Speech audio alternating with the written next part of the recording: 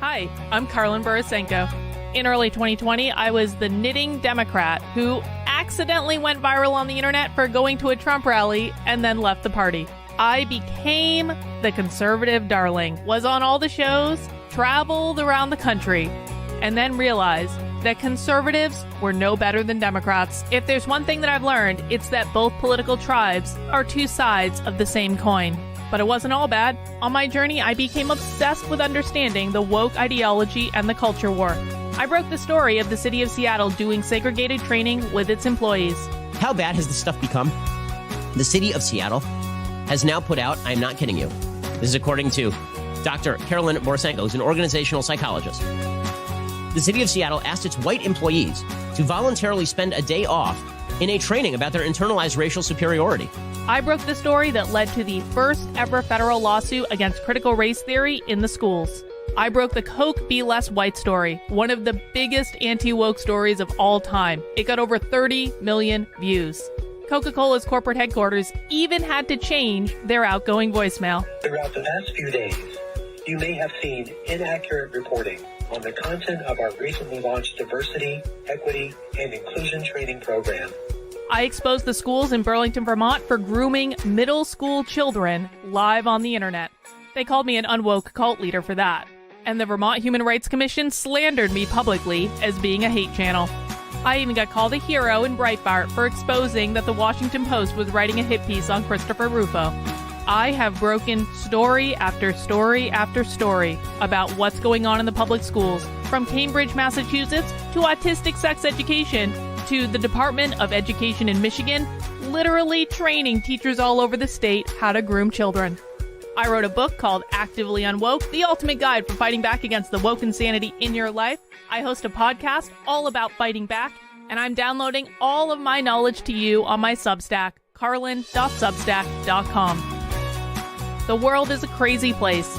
We are literally surrounded by cults on all sides. On this show, we're going to do a deep dive into all aspects of the culture war, and I will show you the dark, dystopian underbellies on both sides. Here are the commitments I'll make to you. I will always tell you the truth. I will always bring you receipts. And if you stick with me, I promise you will see the world differently. Welcome to the cult. Please mount that like button for me and subscribe if you feel so inclined.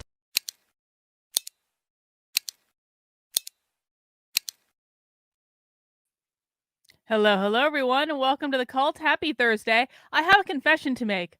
I thought all day today was Wednesday. I really did. I had no idea it was Thursday. And that's a problem because I actually have a class that I'm doing at 8 p.m. And I forgot about it up until about 15 minutes ago. I didn't forget about the class. I just didn't realize it was Thursday. So don't worry. It's not going to impact the stream or anything. I just know that some of you were waiting for email information about our class that I did for last week's Playing Politics webinar. The class is still on. I just forgot it was Thursday, but don't worry. I've gotten my act together at the last minute. Does anyone ever have those days where that happens where like you really think all day it's like one day and then you realize at the last you're like, oh no, this is a completely different day and I actually have stuff I need to do today. It has been a crazy couple of weeks, guys. I'll tell you what, it really has. I've been doing all these interviews. I've been having to get up at hours that I don't normally get my ass out of bed. And I've been having to do all sorts of different things. And it's just like, it has been a lot. So I appreciate everyone.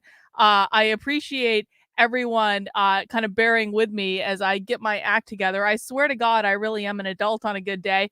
And today, guys, we're going to be continuing our jaunt into a little bit of socialism because I just can't help but feel like if we follow Jesse Hagopian all over the internet, Jesse Hagopian, and if you don't know who Jesse is, I'll introduce you to who Jesse is in a second. Jesse Hagopian is one of those very special kind of socialists that he is so arrogant and he has such hubris that Jesse Hagopian just cannot help but say the quiet part out loud over and over and over and over and over again. Now, Jesse Hagopian did this recently, not that. Jesse Hagopian did this recently when I encountered him at the Socialism conference. Now, to Jesse Hagopian's credit, he didn't know I was secretly recording him when he said the things that I got him on tape saying. But, and I'm going to play the clips for people who haven't seen them before we dig into this presentation, Jesse Hagopian did say some pretty damning things. Jesse Hagopian talked about this idea of fugitive pedagogy. He overtly said that he is working with teachers in the state of Florida to flout Ron DeSantis's anti-woke laws in Florida. And guess what? On Socialism Saturday this past week, we watched Jesse Hagopian say that again on video. So the clip I got from the Socialism conference is not even the first time that Jesse Hagopian has publicly bragged about flouting and breaking the anti-CRT laws in Florida. They call it fugitive pedagogy. Jesse Hagopian also openly bragged at the Socialism conference that he believes that socialists need to focus almost exclusively on education and is specifically pushing anti-racist education into schools because that is going to help create a socialist world.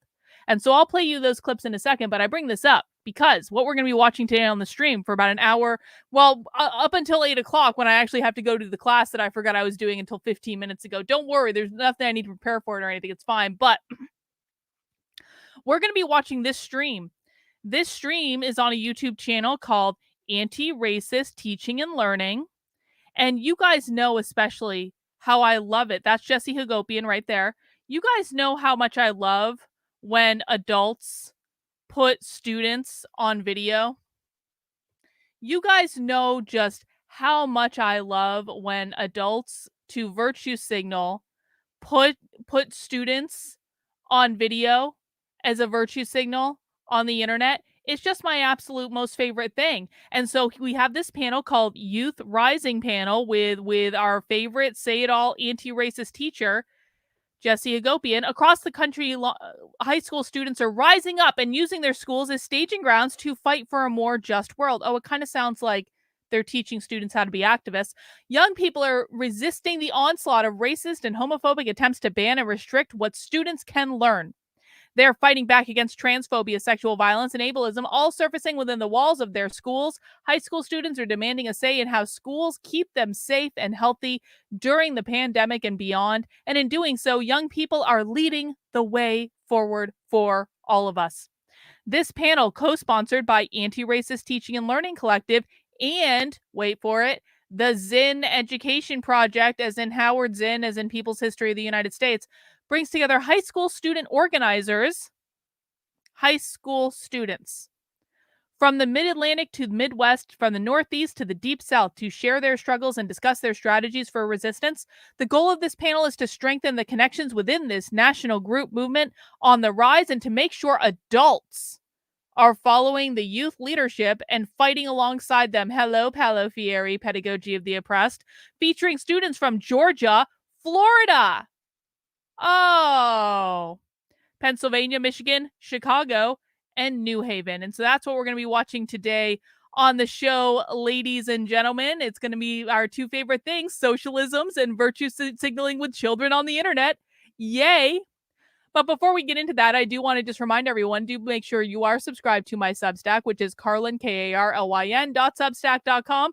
This is my content hub on the internet. You can subscribe for free, but I would hope that if you can support the work I'm doing and you value what I'm doing, please make sure you sign up as a supporter for $8 a month or $80 a year. And it is especially important now because tomorrow is a very special day. Tomorrow, I am not doing my usual happy hour at 5. Instead, tomorrow, we are doing an all-day spy stream. It's going to go all day. And I'm not going to tell you the exact hours of it because I don't want to give any information about what event I'm infiltrating. But just plan, if you're going to attend this, plan for 8 p.m. to around about 6 p.m.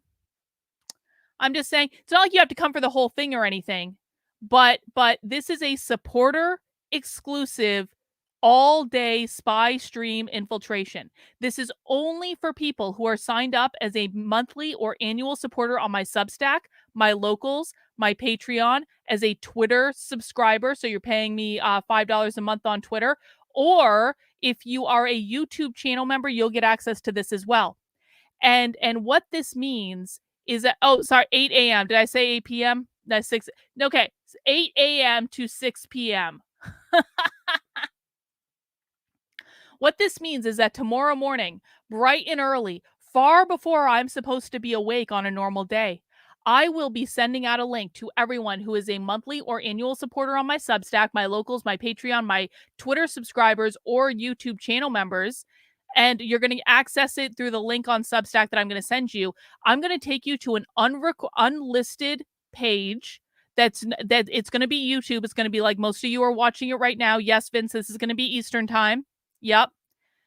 And you are going to get to go and watch just like normal, except that it is only available for subscribers. And the reason I'm doing that is because this is a really tricky infiltration, because it's an all-day event. There's going to be stuff moving around and stuff like that. And I'm trying to eliminate as much possibility for error as possible by making it a small audience of my very best supporters. I'm not saying that the materials won't be available later, because I do intend to make them available later. But if you want to attend live tomorrow at any point, then you do need to be a supporter.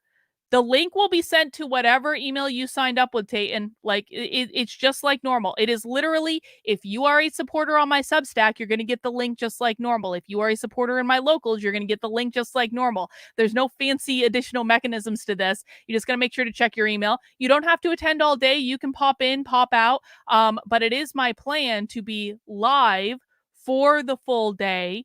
And I do just ask that people don't share out the information. Like, snitches get stitches, yo. Don't ruin it for everyone else.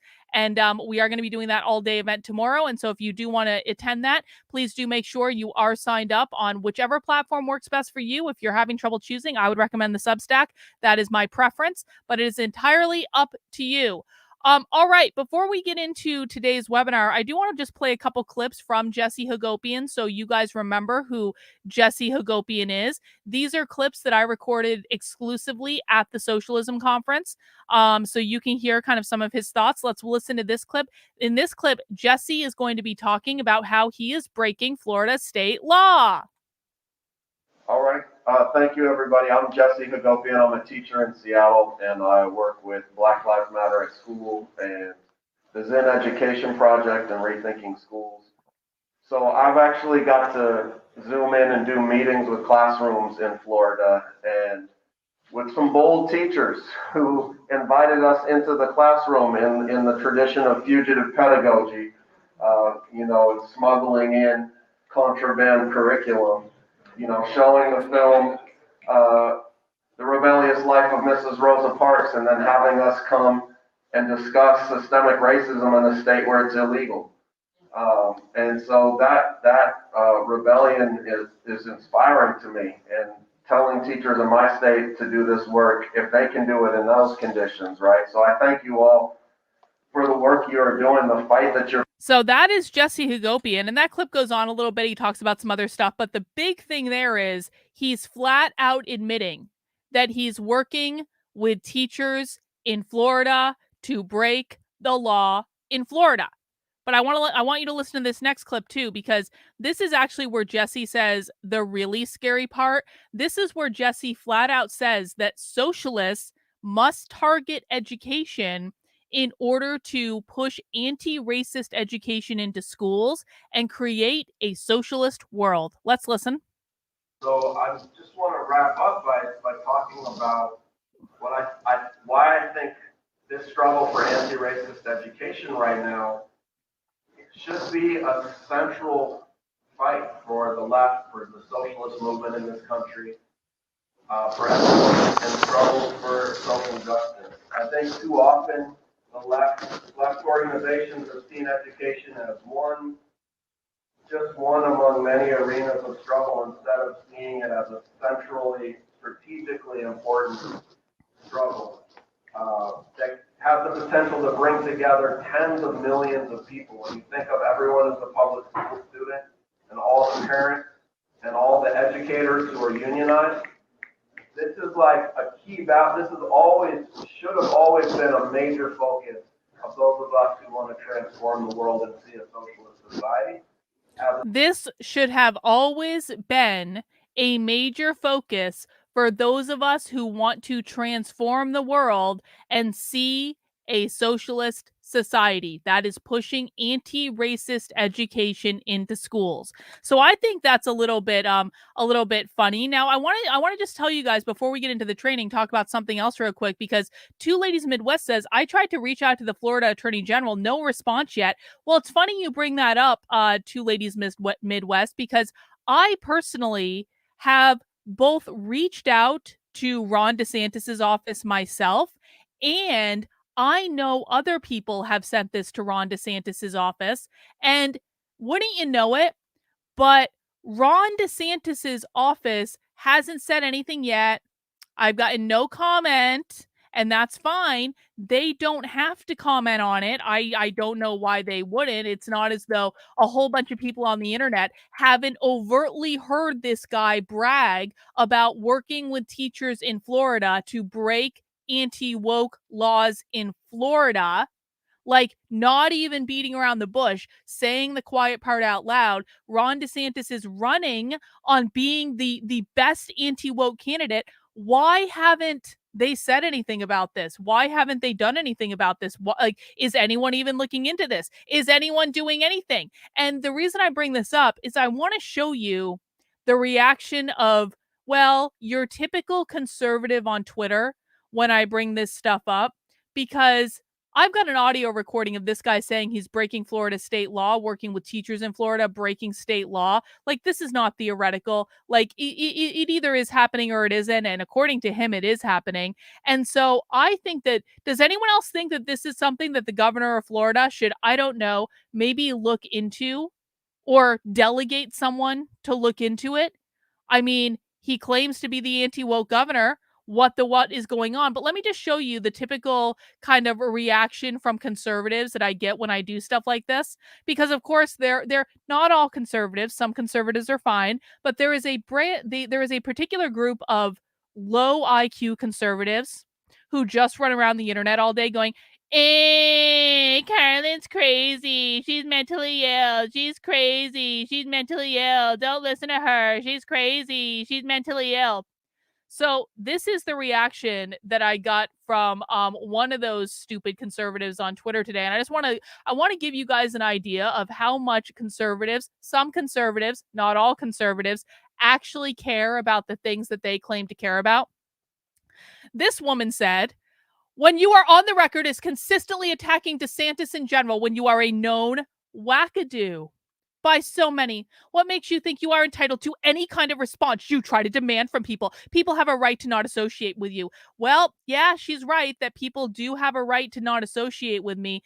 But if I have literally an audio recording of a pretty prominent teacher, someone followed by Randy Weingarten, no less, if I have a recording of that person saying explicitly that they're working with teachers in Florida to break state law, and Ron DeSantis is running as the anti-woke president who's done more than anyone else to fight back against woke ideology in the schools, and everyone just thinks it's a good idea to ignore this, can we actually say that conservatives are interested in solving the problem?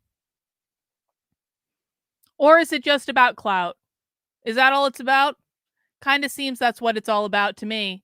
No one actually cares about the truth. No one actually cares about doing the right thing. Reagan said DeSantis would rather just let people know he solved the problem and not be accurate with the truth. And conservatives want to cover their eyes and pretend that's not real. And Milo says empty words, empty promises, and surface level solutions that solve nothing. That's pretty much the definition of the Republican Party. And then Bot asks very smartly, is it because he doesn't want to admit that his anti-woke laws are worthless?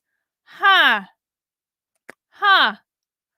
That is a very good that's a very good question. Flying J says they're reverting back to their country club behavior. Oh, have they ever? So guys, if you're ever wondering why I am so hard on the conservative right. It's because when I present them with evidence, they literally do nothing with it. Incontrovertible evidence. I not only have Jesse Hagopian on audio, I also have a video of Jesse Hagopian that we watched on Socialism Saturday this past week saying quite literally exactly the same thing, that he's working with teachers in Florida to break Florida law. And apparently, the conservative right is just so anti-woke, and Ron DeSantis is just so anti-woke that no one is going to do anything about it. Isn't that typical of what I can expect from the Republican Party? However, just because the Republicans aren't going to do anything about it doesn't mean we can't do anything about it. And so what we're going to do is we're going to dig into this here panel from Anti-Racist Teaching Collective and the Zen Education Project, featuring Jesse Hagopian himself. And hopefully, if we listen to enough Jesse Hagopian, then eventually he will just tell us everything he's doing and who he's working with. Wouldn't that be nice? And then maybe someone will actually do something about it. Dare to dream. Dare to dream. All right, everyone, please do make sure to mount that like button for me. Please make sure you are subscribed to the channel if you are not already. I have a timeline to keep on, so let's get this party started. It was right at 11 o'clock when they arrived. They came up to the fence with the... I don't want to watch a video. I want to watch them talk. No video. Sorry, we're zooming past this. That was so... There we go. Yes. Oh, that was so beautiful. I love that video. Such a great I'm turning way my mic to down a little open bit. this Youth Rising forum. And I was just struck by what that one participant said. He said there was nothing they could do once the students started moving. Did you hear that? I've seen that myself. And I hope that we get to a lot more of situations like that, because these brilliant, bold youth today are really becoming change makers. And I'm so glad that you all are building this network right now. And any way I can support you, I will be there, because the way young people are talked about in our society today is really, really messed up. And it's gotta change. And we got to learn this history of how young people have always been the motor of change in our society, because today, the education system and the media are constantly declaring that youth are behind, that they are not good enough, that their skills are lacking, and especially Black children and BIPOC youth just aren't achieving is the narrative that we hear. And then in this era of COVID, we hear this story about how the pandemic has created hopeless victims to learning loss, right? This concept they call learning loss. This concept. And the New York Times contributed to this narrative when they wrote editorial that said, quote, "A learning loss reversal of this magnitude." Oh man, Vince, this is such a great analogy. Academic agent usually treats the right like they're jobbers. I know that term because I used to watch professional wrestling like a lot. A jobber is basically someone whose only job is to lose. Basically, they're there to lose to the left in spectacular fashion. Your content proves his point. You know, the right will they'll snatch defeat from the jaws of victory every single time, and it kind of seems like they do it on purpose. Could hobble an entire generation.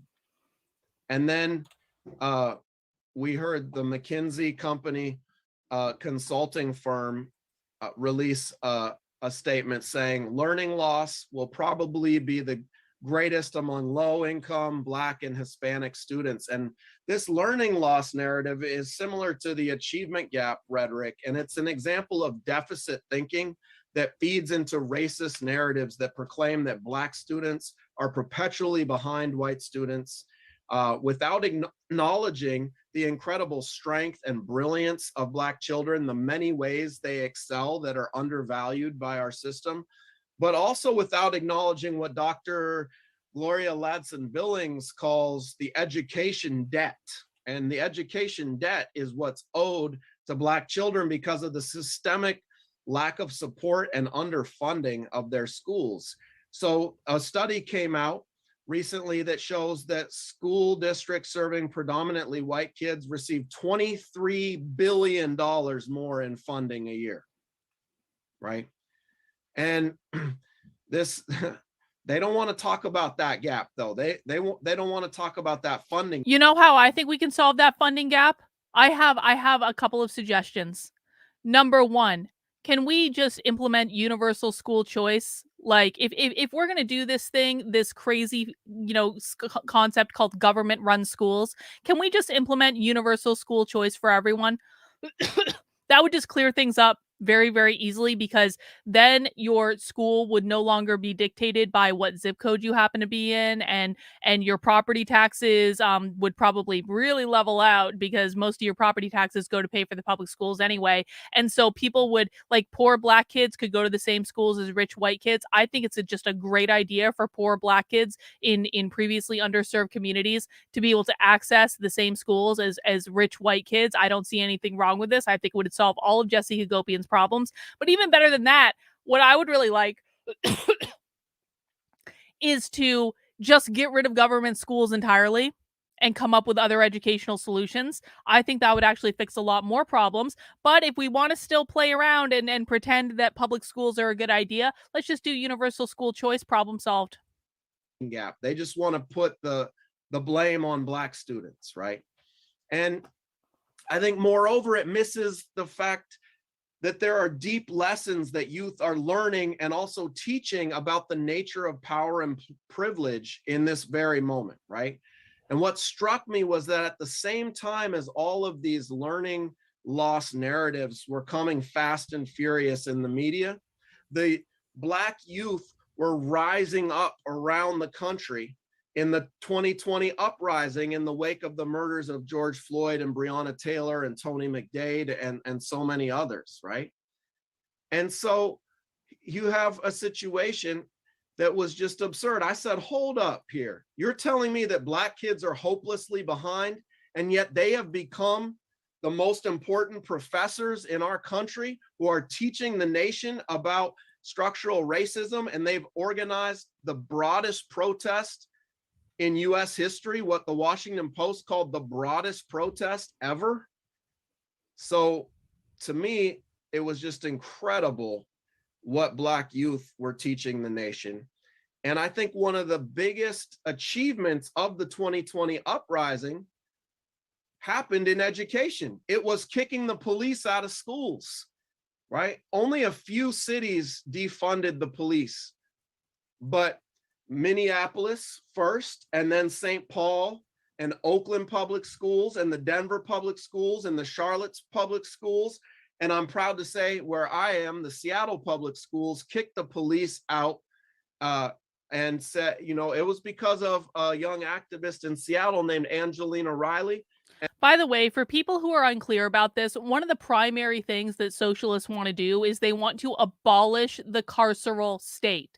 They want to get rid of police. They want to get rid of prisons. They don't want, and by the way, I am kind of in favor of defunding the police. I think that the police are an organized gang. And so this is actually something that I don't agree with everything the socialists say on this issue, but I actually do agree with a lot of their complaints on this issue, just for full disclosure. But I want to make sure that people understand that this is actually something that they want to do. They want the police out of every single thing. So most of the time when you have like defunding the police stuff, also around education, also around like other socialist things, oh yeah, that's probably a socialist. Probably a socialist. Now, to be fair, a lot of libertarians also actually want to get rid of the police. So this is not just purely a socialist issue, but it's like if you got that and you got a whole bunch of other socialist stuff going around, like what we're seeing here with talking about youth rising up and the great rebellion of 2020, that's a socialist.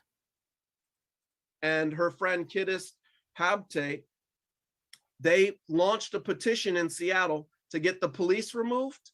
And they got 14,000 signatures in just a couple days. And the school district, first they said, oh, we'll consider removing the police after we study it for a year. And because of these students' pressure, they removed them altogether. Huge victory. I want to read to you briefly the words of activist student that I got a chance to know through the Black Lives Matter at School movement. This is a student leader Oh, named Nathaniel Janine getting in to know activist Minneapolis, and students he through the Black Lives Matter schools was the movement. student Oh, representative on the school board in Minneapolis and helped lead the movement to get rid of the police there. And he said, I mean, the police in my town have made it very clear they aren't helping me anyway. Like, do you know how many harassment reports I filed with the police and they don't do anything? So I'm basically funding the police to not help me when I have people harassing me, doxing my house, posting my address on the internet, harassing my husband, like doing all manner of things. So what are the police doing anyway? Why am I paying them? I think it's important to point out that this has been a generational struggle. We've had cops in schools since the 1960s, so this movement definitely didn't start last week. And groups today, such as Young People's Action Coalition and Our Turn, have been working on this issue for some time. But watching the protests after George Floyd was murdered, I knew we had to make this struggle the #1 priority. It was last Wednesday, one of those nights where I couldn't go to sleep, watching friends of mine get shot and tear gassed. And I was thinking, there is no way that when we come back to school, we can have those officers in our school. This is not how we are going to want to set up our school climate, right? And it was because of his determination and many other youth in that city that they started a domino effect that reached so many others of us. And I just want to end by recommending this book called The Young Crusaders. I'd highly recommend people put this on their summer book club study. What would I recommend you do to protect yourself? Buy a gun. Buy several guns. Buy big guns. Buy little guns. Buy lots of guns. Group, because it has been an inspiration to me, and it's a history that they are trying to hide from you. They do not want you to know that the civil rights movement, the Black Power movement, were led by elementary school students, middle school students, and high school students, and young college students. Because if you knew that, They actually do teach that in schools. tear Betsy. down this system and build something that's worthy of our Wait, humanity. wait, right? what? Jesse Hagopian's position is that the banning of critical race theory is because they don't want to teach you that young people were involved in the civil rights movement. Jesse, that's quite literally taught in schools. It's been taught in schools for years. But Jesse's like, no. They don't want you to know what power young people have, because if you know that you can be activists, then you will rise up against them, and they are trying to deny you of that. That's garbage, Jesse. Please. And he's teaching high school kids in Seattle, by the way, guys. Jesse Hagopian's a teacher in real life. They teach you that Martin Luther King was the civil rights movement. Well, he was an important part of it.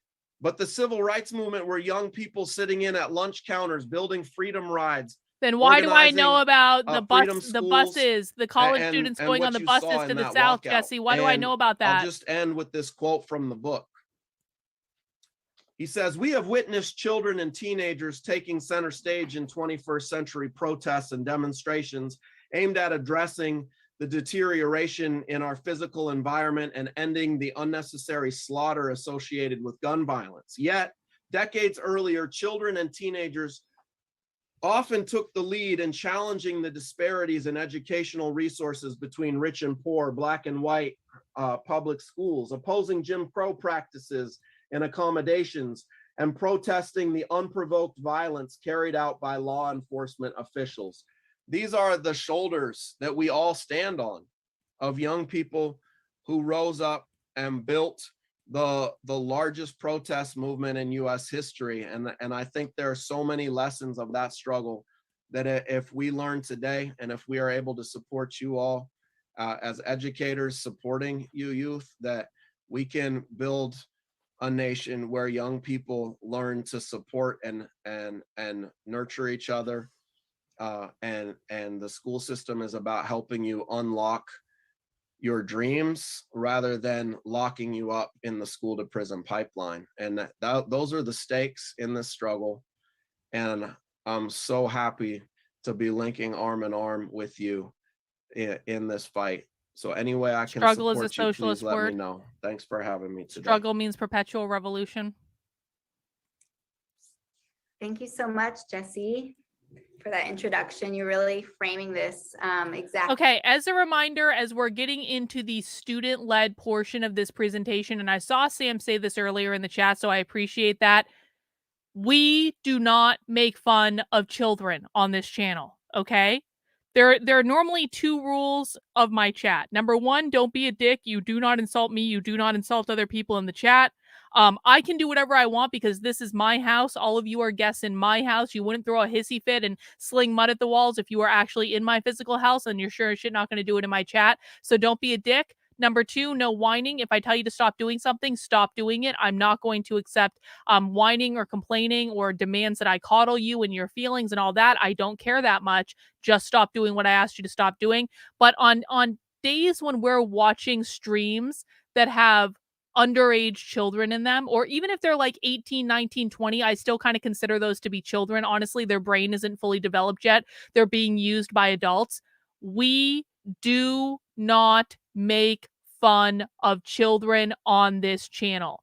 They're going to say stupid things. They're going to say cringy things, but it's not their fault. They've been listening to adults that they trusted. They have no reason not to trust them. They're being used as they're victims of this ideology as much as anyone else is. So I don't want to see anyone making fun of any kids as we're watching this stream. Please and thank you. Exactly how we had hoped, because the narrative about schools is not representative of what's really going on. And the young people that we're She, going to be they, in conversation pronouns. with today, they are the ones who are going to let you know what's really going on in schools and the ways that young people are leading us beyond schools, but to more just futures. So I'm really excited to be co-moderating this panel. I am Natalia Berginski, and I'm here with the Anti-Racist Teaching and Learning Collective. Thank you so much also to Jesse and other folks who are from the Zinn Education Project who are co-sponsoring this event. And Jaylene Nieves is a student at Metropolitan and will be co-moderating with me. So Jaylene, I'm so glad you're here. How are you feeling? I'm feeling a bit nervous, but I am excited to talk to these like amazing leaders today and like see how their work like has like affected like all of us in a way. So yeah. I'm really excited. Yes. And Jaylene, you and other students at Metro are actually kind of sources of inspiration for this event, because at Metro this year alone, you and your peers have organized and led more walkouts than in my previous 8 years at Metro combined. Do you want to share just a little bit about some of these protests? Sure thing. We had about 3 protests this year. 3 of those protests was about... Hang on, we got a super chat from Go Short. The school to prison pipeline is real, but created by the welfare system. I mean, I definitely think that there's some truth to that, Go Short. Thank you so much for the super chat. Like the transphobia, homophobia, and racism that's been going on in our school, and that people in our school, we were tired of like literally seeing the same effects going on and on again. And we did try to do like how the regular system we do it. We tried to, you know, like we try to like talk to the teachers and everything, but our voices were not being heard. So the students themselves decided we're gonna stand up, we're gonna go outside our classrooms, and we're gonna say, we want change now. And yeah, I was really proud of all the students that, you know, did this with us. Yes, yes. And so these uprisings, we're seeing them at Metro, but it's not just Metro. We're seeing them around New Haven and throughout Connecticut and across the country. And so, gee, I wonder why. Together, I can't imagine why. From various places in the country, and we're going to introduce them in just a. It's almost, excuse me. It's almost like the schools are training children to be little activists. Wouldn't you know it? Moment, but first, we have to just mention that one of our panelists is a member of Citywide Youth Coalition, a really powerful youth group here in New Haven, and they organized a protest just last week, bringing together high school students from across the city. And Jaylene, you were there. Will you just tell us a bit about it? Sure thing.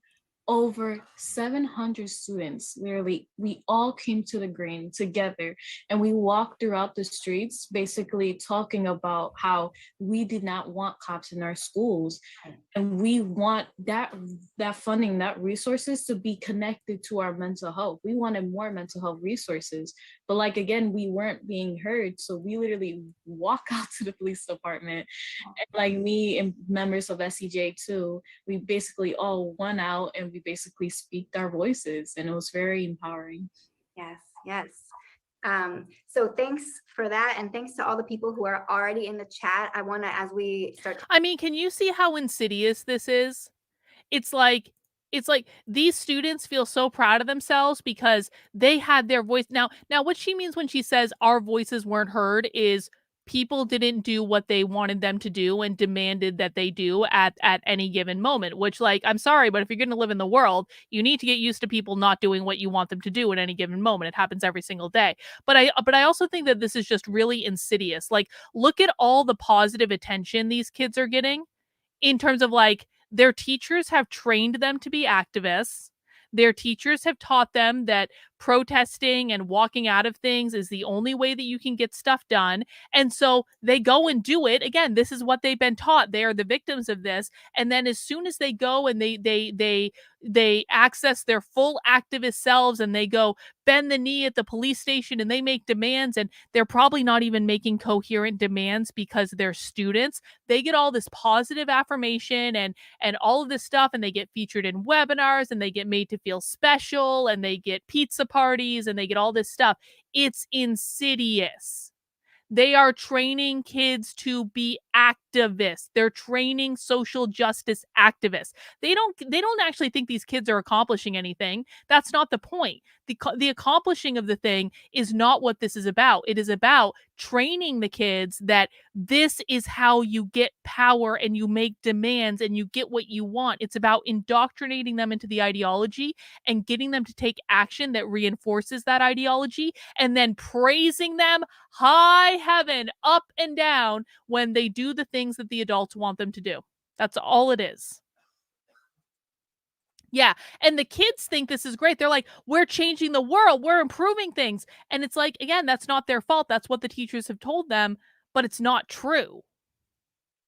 What they are doing is ushering in socialism, but they don't even know it because they've never even learned about really the evils of socialism, communism, how many people these ideologies have killed. These kids have never learned that. They have no frame of reference for that at all. Really think about how messed up this is.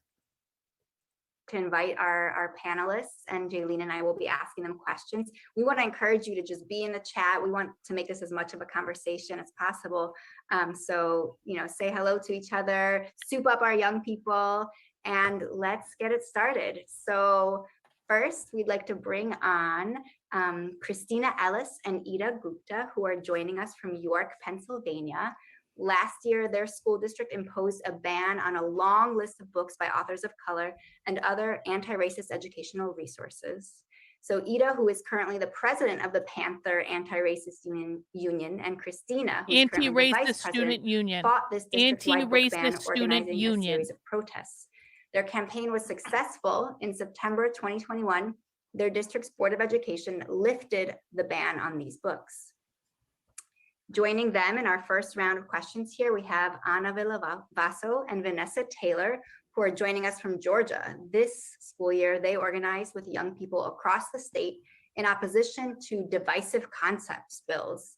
Now signed into law, divisive concept legislation restricts discussions about race and limits educators' ability to teach the truth and the true history of the United States. No, the true Along history. with other students in February. The true history. Pop quiz. What do socialists mean when they say true history? As in, divisive concepts bills prevent educators from teaching the true history of the United States. What do they mean when they say true history. Because it's not what people think it is. Yes, radical history. That's exactly right. Left-wing history. That's exactly radical history. CRT, but what is CRT? What is CRT? CRT is a radical far left interpretation of history, anti-racist history, their version of history. It's not true history. It's not things as it happened. It's not even every single perspective. It is only a perspective that advances a far left political ideology and a far left perception of the world. Every time they say true history, that's what they mean. Anna and Vanessa helped organize the Hands Off Georgia protests, marching on the state capitol and speaking out about the harms of this legislation. And the last pair that's going to be joining us here is from Florida in this first round. I mean, yes, Will Larson. This is a great point. When they say true history, this is literally sponsored by the Zinn Education Project, this webinar right now. What they mean is Howard Zinn's history, as in people's history of the United States, as in socialism. Founder of their school's Queer Student Union, and Maddie Zornek is the co-founder of their school's National Organization for Women chapter. Together, Will and Maddie organized a walkout at their high school in Florida in opposition to the state's Don't Say Gay bill, now signed into law. Maddie and Will are also organizing to challenge lawmakers who supported this bill at the ballot box.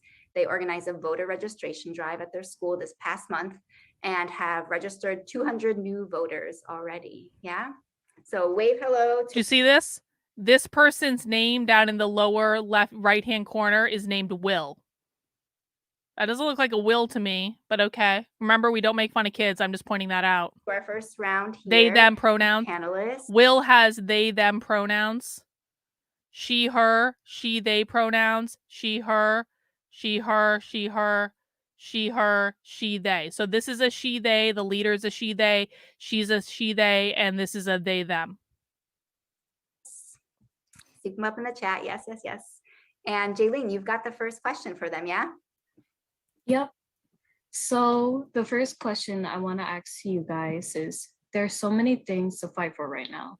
And some of you guys are working across multiple issues, but all three of your groups are organizing around school curriculum and how can be taught, read, and discussed at schools. So we wanted to begin by asking you, why is this curriculum work? It's a good question, Vince. Very good question. Yeah, go ahead, jump in, Will. Hi. Yes, Scott. Yeah, so I think a conclusion that I've come to, just being very outwardly queer and having been outwardly queer my whole life, Maybe is that that Will. Maybe I was education wrong. is one Okay. of the best ways to wrong. combat bullying and combat homophobia and other forms of oppression.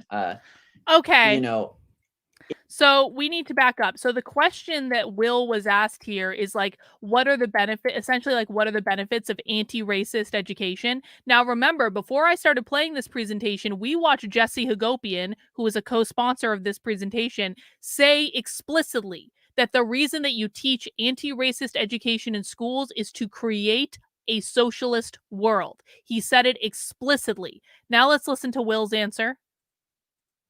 Oh shit, I just backed that up way longer than I wanted to. Hang on, sorry, my bad. The amount of kids. Hang on, we'll go back a little bit. No. So the first question I want to ask you guys is, there's so many things to fight for right now.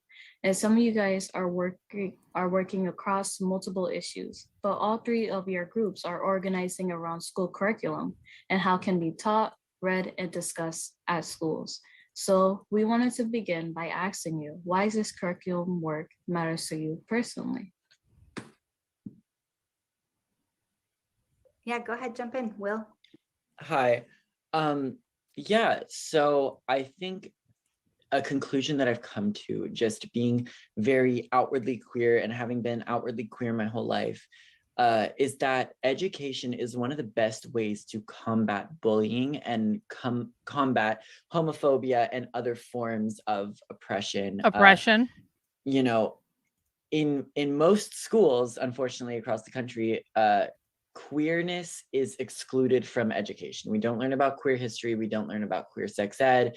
We don't even learn about the existence of queer people. And now in Florida, you can't.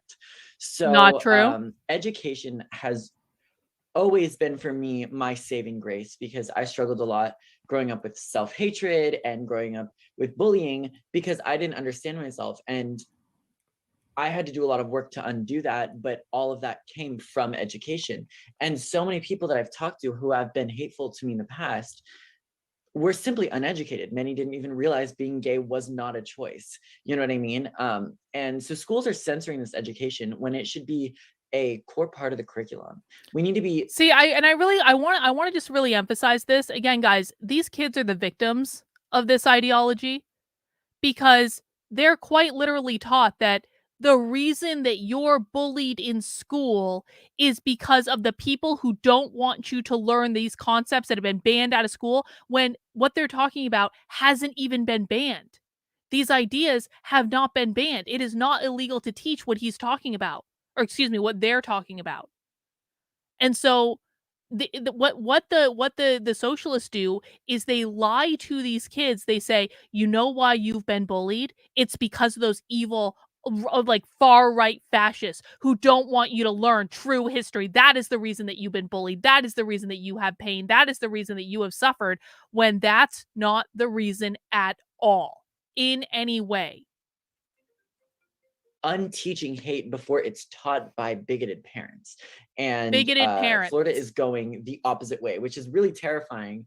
And I think, for example, the walkout that me and Maddie planned, it had a lot of positive effects, but I think the main thing that made a difference at Winter Park High School is the amount of kids that were there that didn't realize why they were there, but left with a new understanding of LGBTQ oppression and intersectional LGBTQ oppression at that, caused the environment at school to be less hostile to people like me.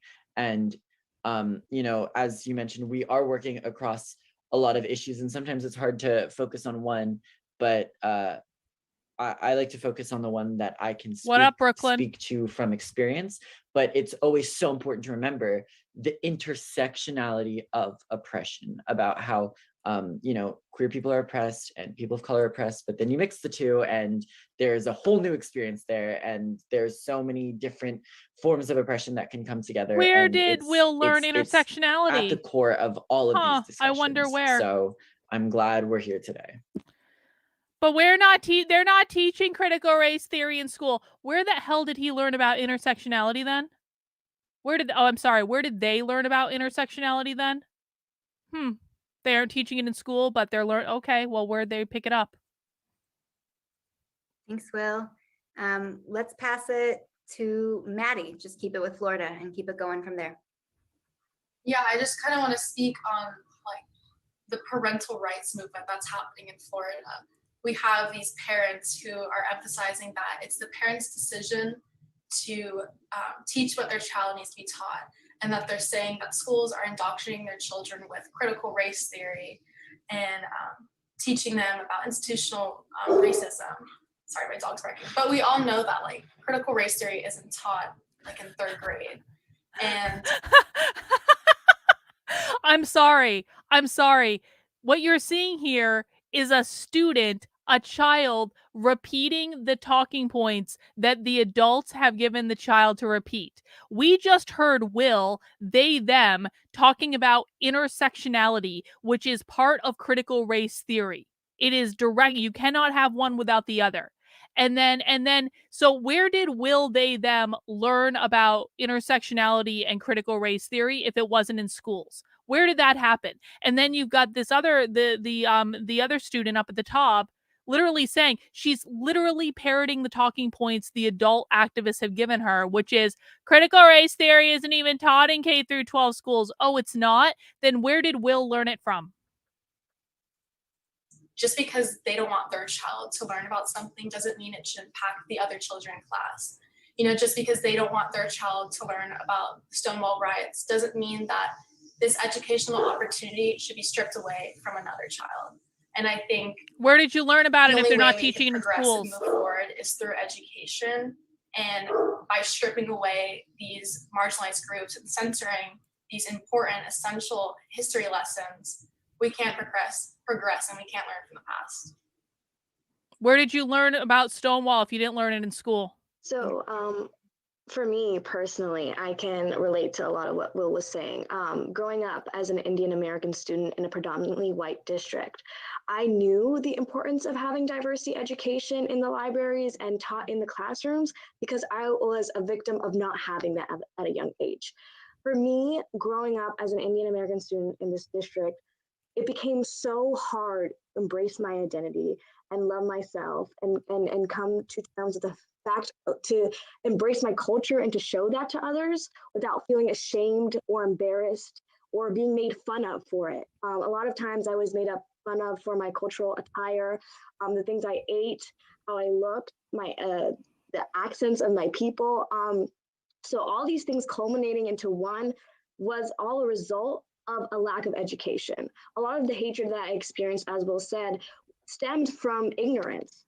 And so for me, it motivates me every day to fight these bans and spread more diversity education around the country and around our district because I know how it feels to not have that. And I know how it feels to be a student living in a world where you are not appreciated or really desired.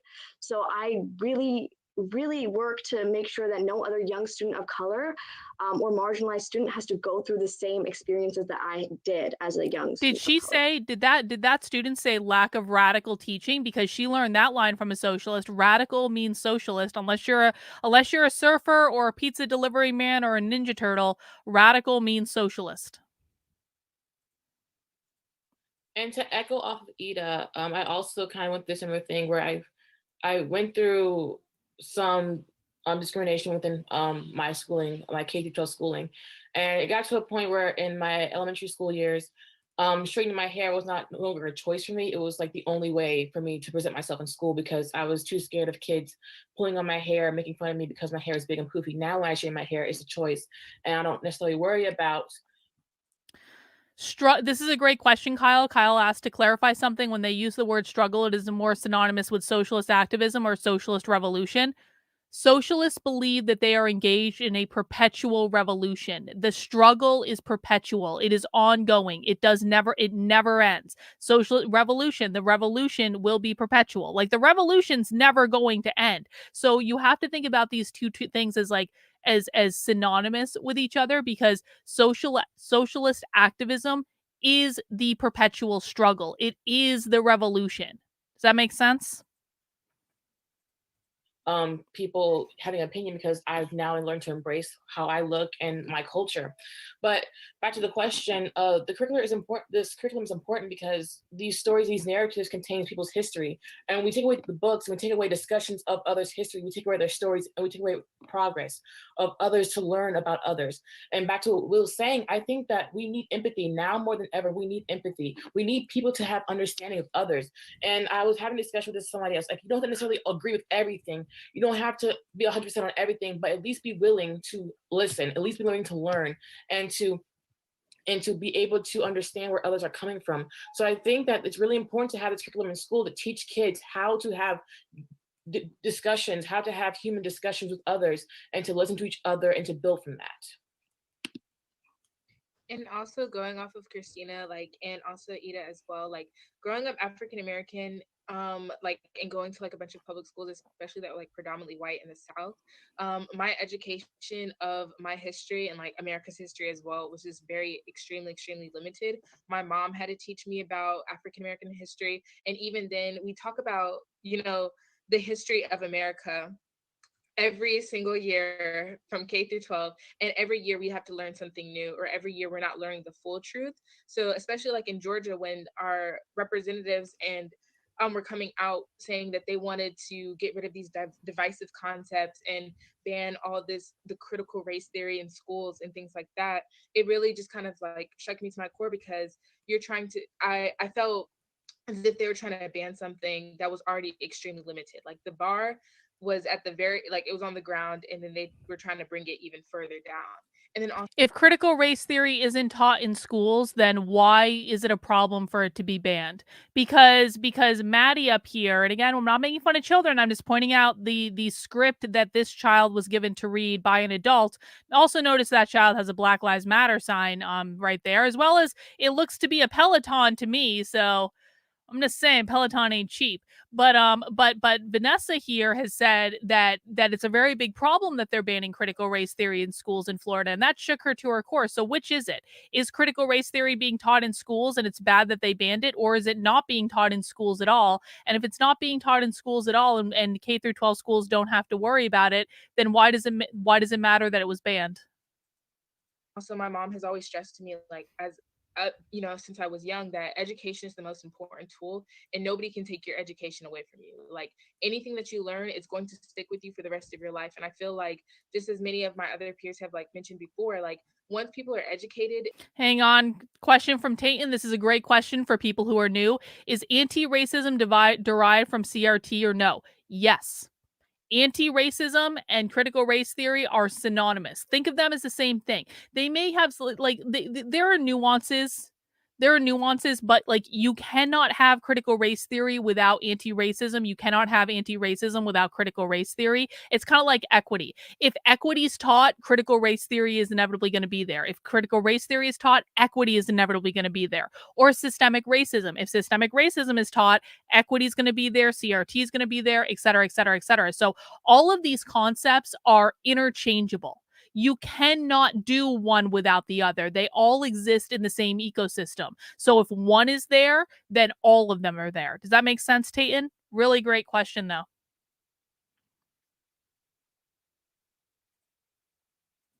They're no longer able to be ignorant. And once you're educated, people cannot take away what you have learned so far. If anything, it will make you want to go out and research more and learn, and enrich yourself even more. So in order for us to understand each other, we have to be educated and not limit each other. And I can end us off. I'm Anna. I also grew up in the same district as Vanessa did. Personally, this work matters to me because I have three sisters that are growing up in the public school system. And I live in a very unique city where it's full of sort of performative activism. Like, we preach diversity, we preach, inclusivity, but we never put it into practice. We are constantly, people of color, queer people, etc. They're constantly met with oppression and just obligatorily like racist or homophobic or transphobic comments from teachers, from administration. I know I've had to report like a teacher twice this year for just saying outwardly racist, sexist, homophobic things.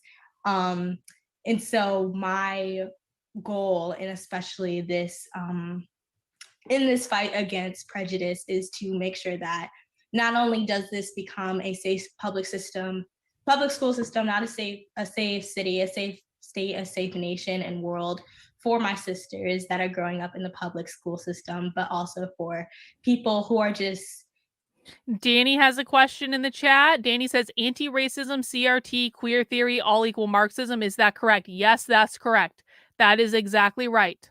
And there are lots of other things too that I'm sure we could add into that, but those three things absolutely all come from Marxism. Who need a voice, like many of these like panelists have emphasized. We need a voice. We need to just express that ignorance is just intolerable. And yeah. Yes, oh my gosh. I feel like, way to kick it off, everybody. We've only been talking for such a short while, but I feel like we could stay on for hours and hours, and I wish we had more time. We're gonna now, thank you for those introductions. We're gonna turn it now to introduce our other 6 panelists to you and keep the conversation going. So in Chicago, young people have advocated for the implementation of COVID safety measures in their public schools, but also they've spearheaded conversations that reimagine what learning looks like, what community looks like, and how we build sustainable and nourishing school communities. Caitlin Savado and Reina Lopez Alcanter are 2 Chicago public school students who have been a part of this youth movement. In January, they led a district-wide walkout calling for safe schools during a pandemic at its peak. They're also mobilizing their peers to fight for free transportation, more school support staff, and schools that treat students' broader communities as an integral part of their school communities. Joining them are members of Detroit Area Youth Uniting Michigan, or DAYM, who are joining us from Detroit.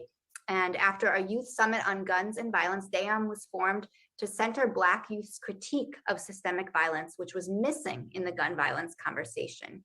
DAYM works on a variety of other social and political issues, and today, 2 of the organization's youth leaders, Hafiza Khalik and Britton Benjamin Kelly, who maybe isn't with us yet, but will be joining us. So early in the pandemic, they created an online learning bill of rights, which included fighting for anti-racist education and mental health relief.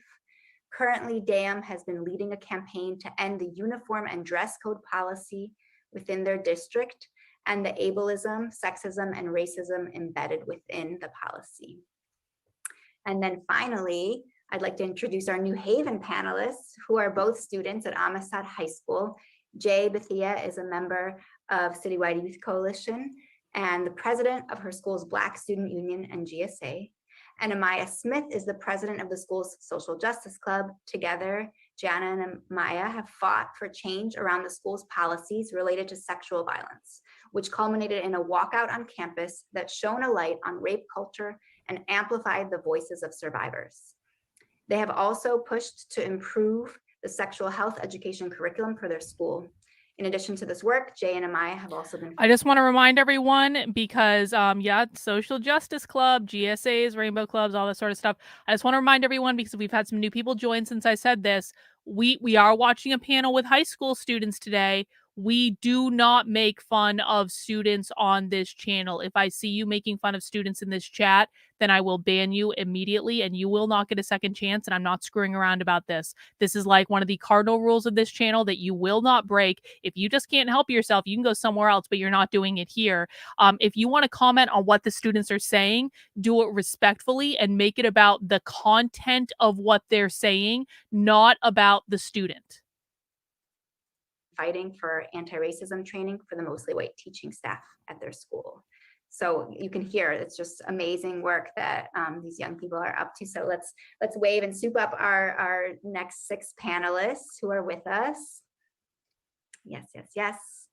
And here's the question that we wanted y'all to introduce yourself through. So you're fighting existing oppressive structures, and you're also working within your communities to build together, to create new models and ways of being that really center community care. You're using a variety of different strategies, and many of you have been organizing for some time now. So what's one key lesson you've learned in community care? Where does that come from? Pop quiz. The idea of community care. What is that related to? Community care. Why do socialists want to teach children about community care and to support community care? Yes, collectivism, but more specifically than that, this is all about collectivism, because socialists are collectivists. Why do exactly abolish the family? Abolish the family. It's abolish the family. Exactly. Abolish the family. Abolish the family. Abolish the family. Very well done for everyone who got it. Abolish the family. Abolish the family. Dismantle the family. Why is collective care, community care, about abolish the family? Because socialists believe that by abolishing the biological nuclear family, they are shifting from a privatized care model to a collective care model. This is one of their main talking points about getting rid of the nuclear family is deprivatization of care, so that care is part of the collective. doing this organizing work? You want to start us off, Caitlin? Sure. Hi, it's so cool to share space with you all today. Share space, socialist thing. The question, it's a lot to think about, honestly. Organizing for me has definitely been and looked like a lot of different things. specifically because I started off organizing within institutions and fighting for things that I thought were right at the time. Right now, I currently believe in things like kind of what you said, community care, making sure that my peers are safe, making sure that we're keeping people loved, nourished, cared for. I will definitely say the one lesson that I have learned for sure. Yes, this is correct, Danny. Danny says, I'm guessing this is why the left pushes so hard for government funded daycare. I mean, we can all admit that daycare is ridiculously expensive. It's ridiculous. Daycare is a reason a lot of people don't have kids. And there got to be ways to get the cost of daycare down. I firmly actually do believe that. But are they pushing for government funded daycare because they want the collective to be in charge of care? Yes. Are they pushing for universal health care because they want the care to be collectivized? Yes. It's that is to the larger goal, but that's not to say they aren't also making good points. And so it would really, for example, it would really benefit the conservative right who claim to care about families to come up with a plan to reduce the cost of daycare, because daycare is an unaffordable luxury for most people. And so if conservatives really want to be the party that cares about families and cares about children, then conservatives need to come up with a plan for reducing the cost of childcare. And that's real. Is that organizing does not always look like voting registration. It does not always look like fighting institutions, fighting systems. It could really just be feeding your peers, right? It could really just be sitting down, talking to people, building those relationships, sharing community with one another. It can be dancing, singing. That's definitely something that I've learned this entire school year. Not to say that that really like hardcore work like others are doing isn't efficient, but I do find that when, especially in spaces with Black people, right, Black children. Well, Gloria, then I don't disagree with you, but then why are there no conservatives talking about this? Because I promise you, if conservatives went out and they said, we're going to reduce the cost of your daycare, and here's exactly how we're going to do it. We're going to cut government regulation. We're going to do this. We're going to do that. We're going to do the other thing. Then I promise you, they would get the attention of a lot of people if they actually had the brains to put together a cohesive vision to say, this is a legitimate problem, and this isn't a legitimate problem that actually impacts like a lot of people, and we're supposed to be in favor of family, and we're supposed to be in favor of smaller government. Why aren't we doing anything about this problem? They aren't even putting together talking points on what is actually a very real problem that is preventing people from having kids, is the cost of daycare. When we are so too often kind of stripped of our humanity, that bringing joy and centering our humanity and centering care and love in these spaces is significant. But yeah. Thank you. I definitely think, I definitely think one lesson that I've learned in organizing is listening, which I know sounds like such an obvious answer, but I feel like that's so underrated in organizing. I feel like when you truly give someone an ear and listen to what they have to say, it is such a powerful thing, and making someone feel truly heard, just like I said, extremely underrated. This is a huge complaint from young people, because I'll ask them, be like what is wrong with this, and they'll be like, oh, I don't feel heard by such and such and such because they're not listening to me, they're not connected with me. So listening is definitely a huge lesson I've learned in organizing.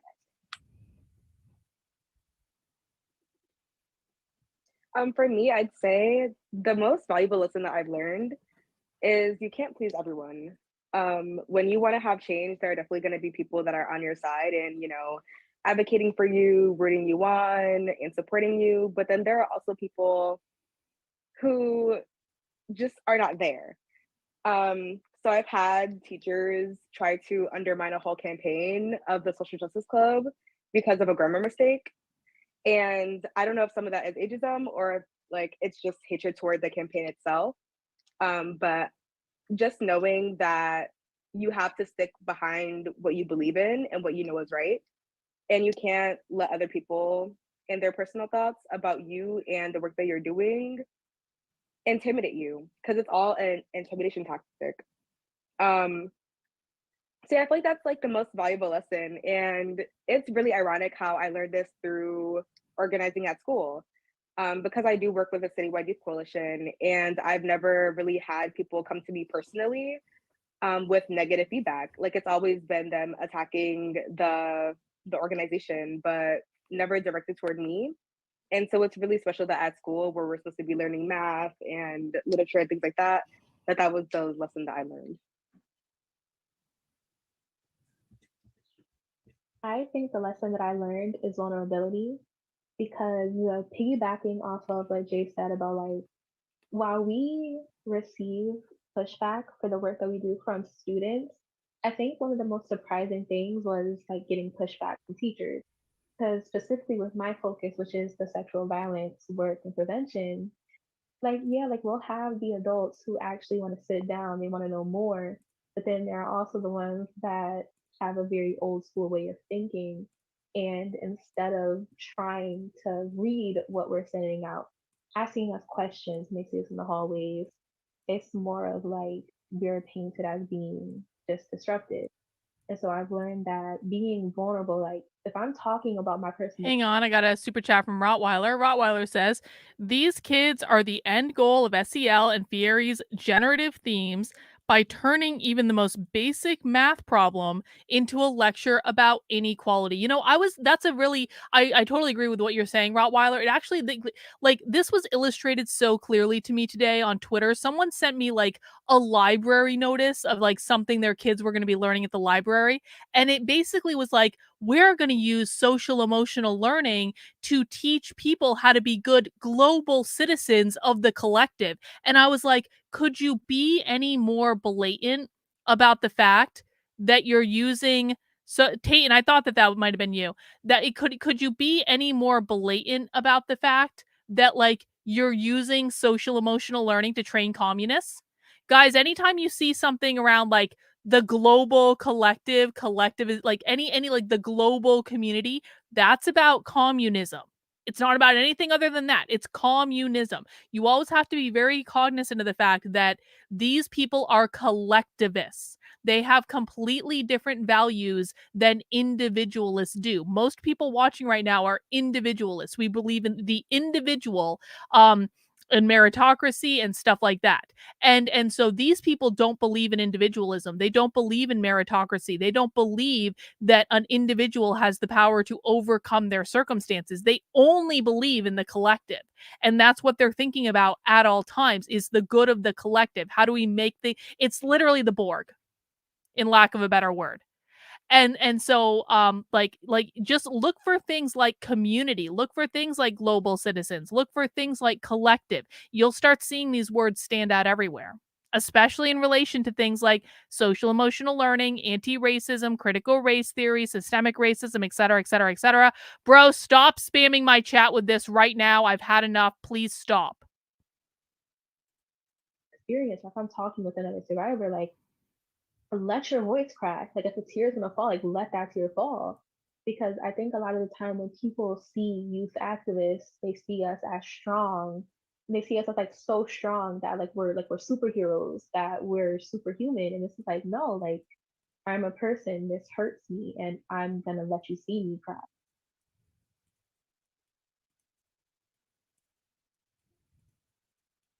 That's beautiful. Like I so felt that. For me, did she just disappear off the I screen? think the biggest lesson I learned was that I have to advocate for myself. Why did she disappear off the screen? Know, even on a smaller level, it's easy for me to empathize and advocate for other people, but I still have to remember to advocate for myself too, because no matter how big or small, everyone's experience and opinion is really important. I think I'm the last person. No one told her she disappeared off the screen. The biggest takeaway for me is that we have power. We may be 16, 15, 14, 13, not 30, but we definitely have the power. We have the power to create the changes we see. We don't need to wait for adults. We don't need to wait for administrators. We don't need to wait for our superintendent. We don't need to wait for our politicians. We don't need to wait for our legislators. We can do Well, guys, I know it's a green screen. It's just weird that she was in the middle of talking and disappeared off the screen and everyone acted like that was just normal. Like, that was weird. I'm sorry. ourselves, because the truth is they're hiding behind an office somewhere. We're the ones who are attending these schools. We're the ones we are larger by numbers. We are definitely larger by numbers. We may not have the power or the place. Sorry, we might not have the control or the place, but we definitely have the power. And there's big power in numbers and our stories. And like just the way that we can advocate for ourselves. Something that I've always seen or experienced is getting threats from administrators. And this happened last year where I was threatened to be expelled for a letter that I wrote. And it goes to show that if you are threatening a young person to face consequences for advocating for themselves, then that shows that What did you say in the you're letter? afraid of these kids. You're afraid of these kids because they have so much power that they are able to change something that you may not feel is right.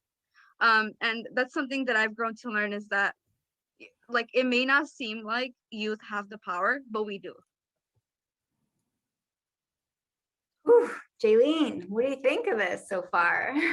There's a reason that socialists and social justice activists, which by the way, social justice means socialist. Anytime you hear the term social justice, like think socialist. But there's a reason that socialists want children to believe that they have all the power and that adults are afraid of them. Again, it's not the kids' fault that they were lied to. But there's a reason that social justice activists need these kids to believe that they have all the power and that adults are afraid of them. And the reason is they're using these kids as useful innocents, not useful idiots in this case, because they're innocent, they're not stupid, they're just young, they lack wisdom. They're using these kids as useful innocents to destabilize the system and to pit people against one another. This is all part of the plan, guys. This is all part of like how these people operate to destabilize the system. Remember, the 4 goals of the woke left are always and forever the same. If you are new to my content, you have to memorize these things. I repeat them at least 15 times a day, which is super fun for me, but I'll say them again.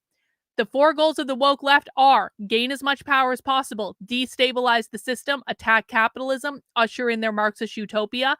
When they're teaching these kids that you are the ones with the power, i.e., gain as much power as possible, they are using these kids as weapons against the adults and the system that they are literally existing in this case, public education, to destabilize the system. What does destabilizing the system mean? It means they cause problems. They cause problems that cause people pain. They blame those problems on capitalism. And then they say, how about we try Marxism? Capitalism sucks. How about we try Marxism?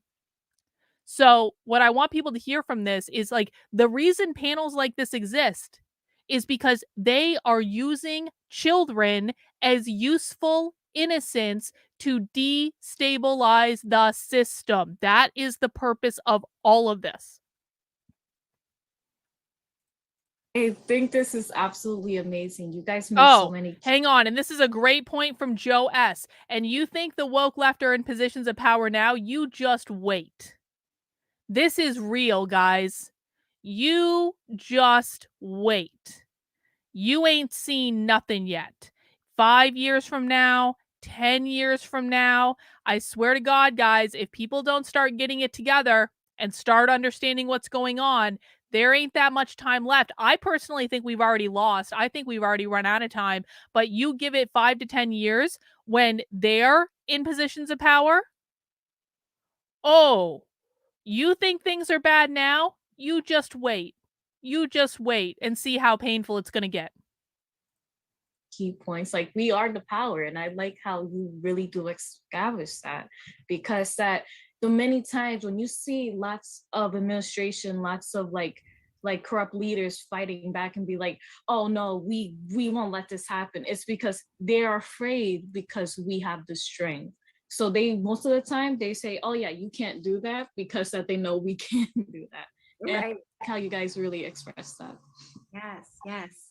Okay, well, let's keep this conversation going, and let's try to put you all in conversation with each other a little bit more. So let's have, sorry, I lost my place here. Oh, we wanted to bring Florida and Detroit in conversation. So Will and Maddie with Britton and Hafiza. And we wanted to start off by asking you, so both of you do a wide range of organizing, and we were wondering, how do you stay grounded and decide where to invest your time and energy? So Britton, Hafiza, Will, and Maddie. Sorry, you froze up on my end, but I'm assuming that I'm gonna speak first. Okay. So I feel like when it comes to organizing, there's so many issues and they're all intersectional. And as students, we all identify with so many different spaces that it's kind of hard to just pick which problems are the most pressing. But for me, it's problems that I can actually like relate to and speak on. Because I don't want to go into another space with like other people of color where they're organizing for different issues that affect themselves. I don't want to go in that space and take on the lead of an issue that doesn't affect me personally. So I like to organize with spaces that like where I can tell my story, where I can organize on issues that affect me, like as a student, as an LGBTQ member, as a Muslim, as a woman. These are issues that identify with me. Hang on, Danny's got a question. You guys are asking some great questions today. I just want to welcome all the newcomers. I know that this is not necessarily the most interesting thing you want to do on a Thursday afternoon, but I promise it is incredibly valuable. Danny says, I agree we have likely lost. So what can we do if they have won? Start prepping, maybe warn others. Listen, this is the God's honest truth, guys. The reason that I'm so obsessed with socialism and I want to teach people what's going on and show you guys what's going on is that I want to prepare people. Like you again, like you have to learn their language, you have to learn what they're doing, you have to get hinged back into reality. Anyone who says that the conservatives are winning right now is not hinged into reality. That's just it is clear to anyone who has actually paid attention to what's gone on that anyone who's saying conservatives are winning, they're winning the culture war, any of that, Tim Pool, I'm looking at you, they are not hinged into reality at all. The reason that I'm showing this stuff is I find it dystopian and interesting, but also that I want to prepare. I want you to be prepared. I want you to understand what's going on. I want you to be able to do what's best for you and your family with this information. I don't think we can beat them because I don't think there's the will to beat them. But I think that we can prepare ourselves and make sure we're taking care of what we need as we descend into the Marxist utopia, which, by the way, I don't think we're going to get to in my lifetime, at least. Maybe some of you younger people. I think I'm probably going to be fine. I think future generations are going to have some problems, though. I do. And so I want to step back and support like other issues. But for me, the most pressing issues revolving around my identity is where I choose to prioritize. Thank you, Hafiza. Will and Maddie, you want to jump in on that question?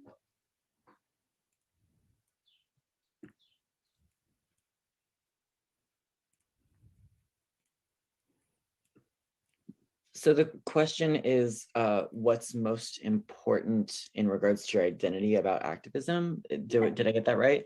Just like, no, there's so many, I know that you in Florida are organizing on a Oh number of my different God. issues, but sort of. Oh my, Vince, my husband is going to be so thrilled that you made, that you made this reference. He's going to be so happy. I'm going to show that to him later. He loves the Foundation. My husband made me read the Foundation trilogy. How do you stay grounded and decide where to invest your time and energy? Because you can't do it all. Yeah, so I personally put most of my time and energy on things that directly affect me, and not in a selfish way, but in a I can speak from experience type of way. So therefore, I can help the cause most effectively. Although all of these issues are tied together, which is so important to recognize. So, for example, I will organize when it comes to the Don't Say Gay bill, but I will use my power that I have in organizing to support other organizers for Roe v. Wade, for example, or for Black Lives Matter. That is not my place to sort of be on the forefront of, but these issues come from the same place, and they have the same roots. They and they do have a come lot from of the similar same place. implications. And, you know, in Florida, for example, a lot of the major issues right now are anti-education legislation and anti-education as a whole. And all of that goes hand in hand together. So like the Don't Say Gay bill, and then the CRT attacks, and then the book banning. So They do all I'll come from the same organize place, young specifically about Will. the Don't Say Gay bill, but also for students' rights as a whole, because that encompasses all of it.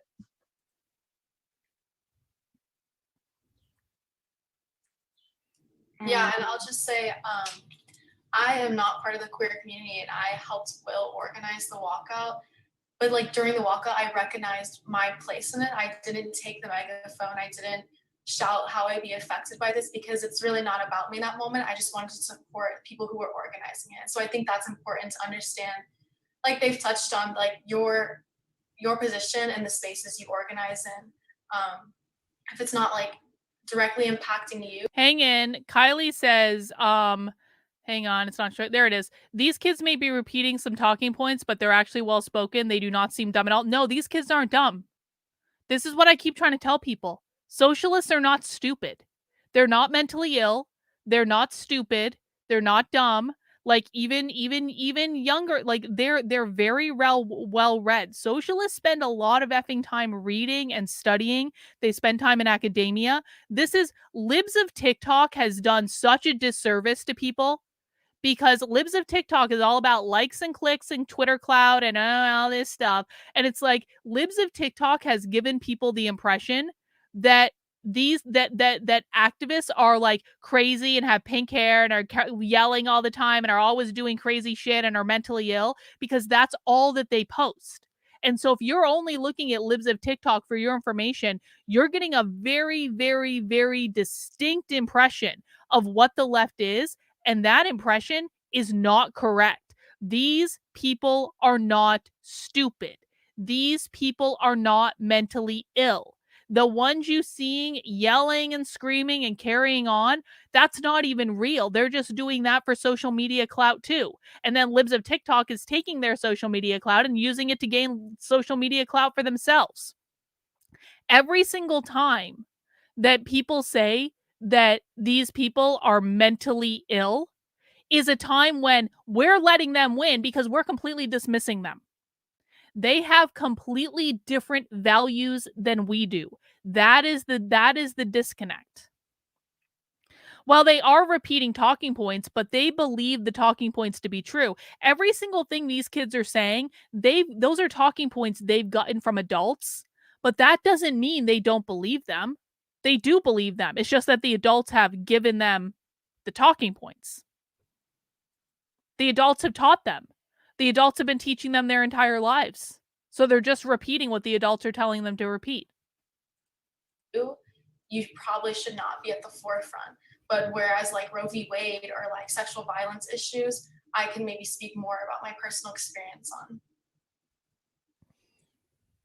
Yeah, thank you. Thank you all. And I think we've got some technical difficulties. So Britton is gone for a moment, but hopefully we'll return. Jaylene, you want to ask our next question to this amazing crew? Sure thing. So our next question is that, what are joys and struggles of being a youth activist? And how has your community responded to your activism? This one's a really interesting one, so I can't wait to hear it. Okay, Sorry. Oh, I'm sorry. Go first. Go for it. Okay. I think the joy is definitely like a big group like this just showing up to listen to our stories. Definitely like the public speaking portion of it, like just being out there in front of a huge crowd and leading a protest and just like yelling into this big megaphone and hearing people yell back. That's the kind of energy you want. You want to be able to put something out there in the world and you want to hear something come back to you. And that's like one of the biggest like joys for me. And I would say the part where it gets rough is burnout.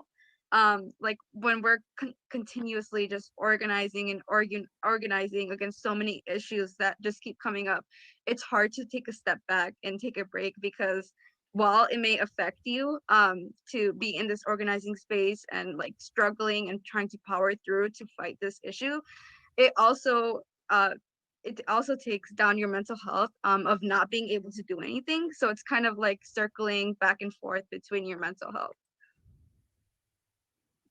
Yeah, I gotta add on to pretty much everything you said.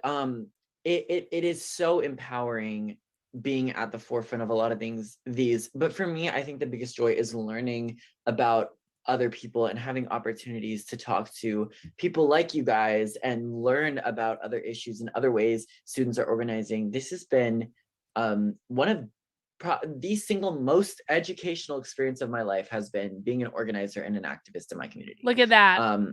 And it's really comforting knowing that I have the resources and connections to stand up for myself if I need to, and to stand up for others if I need to, and to help people in my community, and getting the messages that I get of people telling me how much things I've just said or done have been life-changing or impactful for them is, first of all, not something I fully believe yet. But second of all, beautiful, because I've been on the other side of it, where I've seen activists and I've seen people that are doing the work that I'm now doing and have been inspired and have survived longer and made it through things that I may not have, seeing these people as my, role models, and I get to be that person for others. And I think that's such a beautiful thing. On the other side of it though, I don't know, maybe this is burnout, but I've been religiously giving myself time for myself, but there are moments when I'm organizing something, like even this morning, I had just been in New York and I got back and suddenly like life hit me again, and it's like school and the organizing and all of this stuff and getting back in the loop. And you hit these moments of just pure stress where you're like, oh my God, nothing's going to work out and everything's going to fail. And it's like a lot of weight on your shoulders, like a lot of responsibility to do things all the time and to be at this and answer this and help this person. And sometimes you just want to cry. But the good overwhelms the negative, and as long as you're giving yourself enough time to be yourself, and regulating yourself, it's a beautiful thing. Yeah, and I apologize, my dog is like barking right now because people are cutting my lawn, but I just wanted to say that I feel like as a young activist, it's very easy to get overwhelmed with all the issues in the world, and you see all these big problems and you feel like a small person compared to it. You feel like, or at least I felt like, how could one person even make a difference? How could I, from like Winter Park, Florida, make an impact on the world? And I think through leading a walkout and having people message me and remind me that I do. Hang on. This is a really interesting super chat from Joe. When I was in grad school for my MS in education, one of the big buzzwords and phrases was critical thinking. But they never really got into real teaching that cultivates and develops critical thinking. The reason that is by the time you were in grad school, and I know this because this has been true the last 3 generations, probably at least 2 generations, more like 3 generations. When you were in grad school for your master's in education, they had already taken over the college. So pretty much every single person that's gone to a college of education in the last 2 to 3 generations has been taught curriculum that has had critical theory, which is Marxism, critical theory woven throughout it. So when they say critical thinking in education, they don't mean to think critically. They mean critical theory. That's what they mean. So it was in the schools when you were in the education program. Thank God you made it out alive. Thank you, Tayton. This girl is acting like a good comrade. Well, she is. They are all good comrades. They're all good comrades, aren't they? Do inspire them, I do make an impact, has kept me going, because it's very easy to like get in this mindset that your work is insignificant. I feel like as activists, we kind of look at our impact and our activism with like a narrow mind, and when we only look at our work and our small communities, we see it as insignificant and maybe not making that much of an impact. But like when we take a step back, when we look at everyone on this panel, like we can see that all of our work together is making the biggest difference. And we just got to keep building that picture, keep building people to work with us. It's probably been longer than that, Andre. Like I said generation. So generations span like 20 years. So I think it's been at least 50 to 60 years, more or less. Absolutely the last 25 to 30 years. There's no doubt about that, but I think it's been going on for about double that time. Yes, yes. Keep building. Britton, you want to close out this group's conversation here? Yeah, I'd say something that always, I don't know why my video keeps disappearing. It's but okay. If you guys can hear me, that's great. We can hear you. All right, awesome. So for me, it's when I truly make someone's life easier or better. And those moments always outweigh any bad things that have happened in my experience with activism. Like one time, DAM partnered with YVAC to have a mutual aid fund for youth. People would apply to just get a small portion of money for something that will help them with whatever. One person used the money to buy a new backpack, and they seemed just so happy that they were able to get the money for that. And that just made me feel so good inside. And this happened months ago, but I still think about it from time to time because it's like, wow, I really made a difference, even if it was like I'm so still small. perturbed by the fact that And that's what always keeps me going. she's not on the screen. But something that's a struggle is feeling like no one supports you, or you feel like your problem isn't large enough or important enough to be cared about. Yeah. And for responses in my community, some people are really proud of me, either quietly or loudly, and others oppose me, and that's for everything, I guess. And that's fine. You know, even with the people who support me quietly, I appreciate that because at least it's some type of support, and it always makes me feel good. For all you guys speaking, I like heavily relate to what all you guys are saying. Like as like a youth activist myself, you know, I relate to like feeling stressed out or like feeling burned out sometimes. But just one key note I wanted to add is that it's okay to take breaks. We're all human, and that, you know, sometimes, right, that we might be like, but I have to do this. There's so many other people are fighting this fight too. Is that, and if you take one day to at least rest or even like turn off your screen and just need to go outside and take a walk, it's okay, because there's so many other people out there who are fighting the same fight as you. So you're not alone with how you guys are feeling. You can clearly hear that from everyone, and that take a break. It's all right. Yes, Jaylene, thank you so much. We're going to turn it now to our crew from Chicago and Georgia, bringing you all together. So let's have, your screens are going to change now. You're going to see Anna and Vanessa and Raina and Caitlin. And we want to ask you, give it up for our last group of four there, everybody. And as Chicago and Georgia are coming on the screen, we want to ask this question. So from school curriculum to student safety, we are seeing parents, policymakers, and school administrators speaking for youth. We've already talked about this a little bit. You know, Oh, we're about to see an attack on parental rights, ladies and gentlemen. Tayton, thank you for the super chat. This has gone on for an hour. That's because the socialists are winning. If this was kids from the right, it would be memes for 10 minutes and then done. Tayton, that is exactly the problem. That is exactly the problem. You're 100% correct. Thank you for the super chat.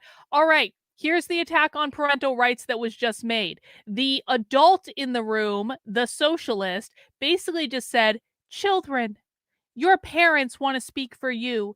Educators want to speak for you. All of the adults want to speak for you. Now let's talk about why the adults speaking for you is bad. Because to remind people, socialists believe that children are adults in little bodies. They're like Scientologists in that they believe that children can make all their own decisions. Now, I just want to rewind a little bit and have her start this again so you can hear her say this. She's gearing up for an attack on parental rights. Parental rights must be protected at all costs. If parental rights fall, everything falls. Chicago and Georgia are coming on the screen. we want to ask this question. So from school curriculum to student safety, we are seeing parents, policymakers, and school administrators speaking for youth. We've already talked about this a little bit. You know, all these adults claim to be acting in the best interest of young people, but Parental you rights. all are young people and you're well informed and clearly you're able to speak for yourselves. See, little So we adults. wanted to hear from you. What are your thoughts on this dynamic? Why is it important for young people to be leaders and decision makers, especially around what happens in schools? See, told you. Personally, I feel like that it's super duper important for young people to at least have some type of input at what's going on, like in their schools and even on like the legislative side, specifically in the schools, because we're the ones that are going to school. We're the ones that are being affected by these policies that administration is making. They're not sitting in the classrooms and they're not the ones that are having to learn this. Like they've done their part, like they've gone to school, but we're the ones who are actively sitting in the classroom, actively learning the things that the teachers are telling us to learn. And you know, we're the ones that are being affected by it, and so we should have at least some type of voice and some type of input, and they should also hear us when we speak to just listening to us and just like having us talk and not taking our advice into consideration also doesn't help. But yeah.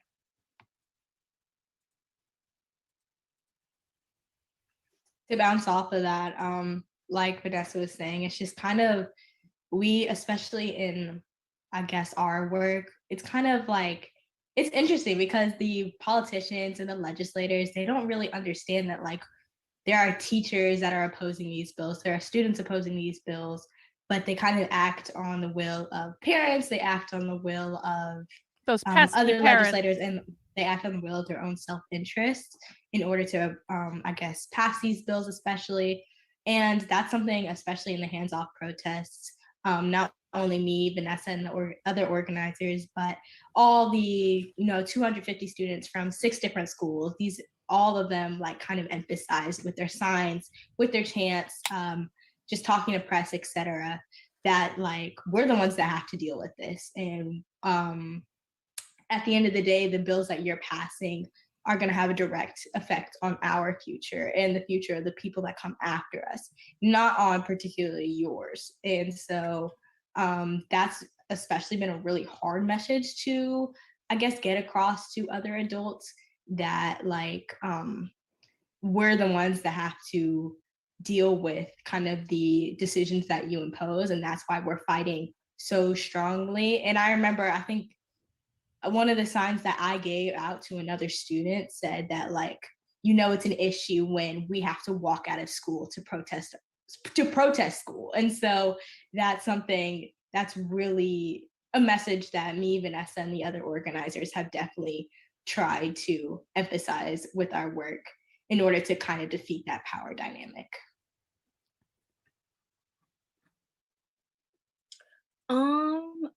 I would add on and say that for me personally, I think that I've learned that adults are really stubborn. I'm not gonna lie. Adults are really stubborn, and I have a really hard time trying to communicate certain things to them. I also feel like with that last question, how do we conserve our energy? So with that, I've kind of learned that if you don't want to listen to me, that's cool. I'm gonna go talk to some people who actually do want to listen, who actually do want to get things started. And so I've been really big on refocusing my energy when it comes to organizing. So like back in, actually, I think that was Anna or Vanessa who just mentioned this, but yeah, Tayton's making a really good point. Can we say destabilize when they say protest? Yes, you can. But you have to keep in mind that protest is not the only form of destabilization. Back in January, when we walked out of our schools, our mayor, Lori Lightfoot, was actually speaking on students and parents and teachers and saying, oh, like, this is what they want, or etc. And so for me, it was kind of like, whoa, like, what are you talking about? And also Rottweilers, and I was thinking this too, Rottweiler, to be honest. Like, sometimes protest is actually necessary. Sometimes civil disobedience is actually necessary. And so it is a more nuanced issue, but I would say by and large, like when these people are organizing protests, they're doing it with the explicit intent of destabilization. But sometimes protest is necessary. There were legitimate problems during the civil rights movement. There are legitimate problems with the police sometimes, guys. That's just real. I'm sorry. And so, yeah, I mean, so you have to be careful when you play language games, is I think the big takeaway. But then it was also like, okay, cool. Like, how do I cultivate my peers to listen to each other, number one, and then also build that culture and build that kind of community to where it's like, we don't need them to listen to us. We can do whatever we want because we, like someone said before, we bring the power. We enable these institutions. We keep these institutions going. And yeah. To bounce off of Kate, I think what Kate said about Lori Lightfoot, talking about how this is what young people like. I was scratching my head at home like, who said that? Like, I'm pointing around everybody like, no, we did not say that. Young people did not want that. But I think the dynamic of like adults wanting to talk over young people and sort of advocating for them is like, sometimes it's a bit weird for me because I'm kind of like, y'all are adults and we are not the same. We're living through two different like time periods. You're right. We're not the same. I don't know. I just feel like we deserve more of a chance to advocate for ourselves because when we advocate for ourselves, we get things done. We shut things down when we advocate for ourselves.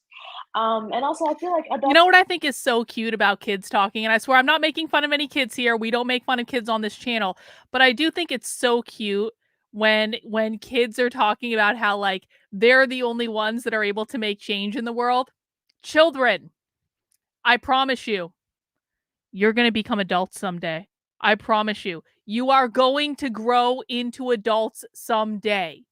And so if children are the only people that have the power to make change in the world, and all of those children will eventually grow into adults, but adults have power to make no change, like, someone needs to point out the logical inconsistencies of what they're and it's all because the kids want to feel special, guys. That's what it is. They're coming into their own, they're growing up. And again, I'm not making fun of the kids. This is like a natural thing, right? They want to feel special. They want to feel like they're accomplishing something. They want to feel like they're making an impact. They want to be those people that their teachers have taught them about. But you're going to become adults someday, children. I swear to God. It's inevitable. You really can't stop it from happening. I'll sort of downplay a lot of our experiences and like sort of talk over us, and that's not cool, like at all. And another thing is that the only reason that I feel like not young people, adults don't want us to advocate for ourselves is because we call them out. We hold them accountable when they're doing things wrong. So that's a big reason why I feel like adults don't want us to speak out. Thank you all. There's just like so much to say in response to that, but we gotta keep it going. Jaylene, you have the next question, right? Yep. And keep it going in the chat, everybody. That's our way to kind of try to be in conversation as much as we can. Go ahead, Jay. It's kind of connected what you guys are talking about how does adults play when it comes to like these things that we are fighting for. And the next question I want to ask you guys is, what role has your teachers played in your organizing, and what roles should teachers play when it comes to these issues? I want to start by answering this question. In regards to the hands-off protest that me and Vanessa planned, there was one specific teacher that actually basically was the center point for mobilizing our entire protest. I won't say her name, but she had basically told us in our advisement class that like, oh, these things are happening. And she kind of like directed it to me and Vanessa and other youth activists in the class. It was like, y'all need to do something. And I remember the exact moment because me and Vanessa looked at each other and we were like, we need to do something. And so like literally right in that class, we only had like 15 minutes left of class. And mind you, we only had 15 days to plan this protest. We got to work immediately. And so in response to this question, I think the teachers can, if they would allow themselves to be, they can be the mobilizing force for students. Their support Their Thank you, Jamie Julian. I appreciate it. acknowledgement of the issues that we're fighting for is critical in more ways than I guess they see. And I think even if it's really tricky for teachers because like a lot of administrative things, like not being able to promote certain things. Like I know the teachers that I reached out to, like they said that they couldn't like exactly promote it, but they could kind of direct people towards our flyers and stuff. And so like, even if you can't exactly interfere directly with our causes, there are still ways that you can support us, and that means more than the world to us.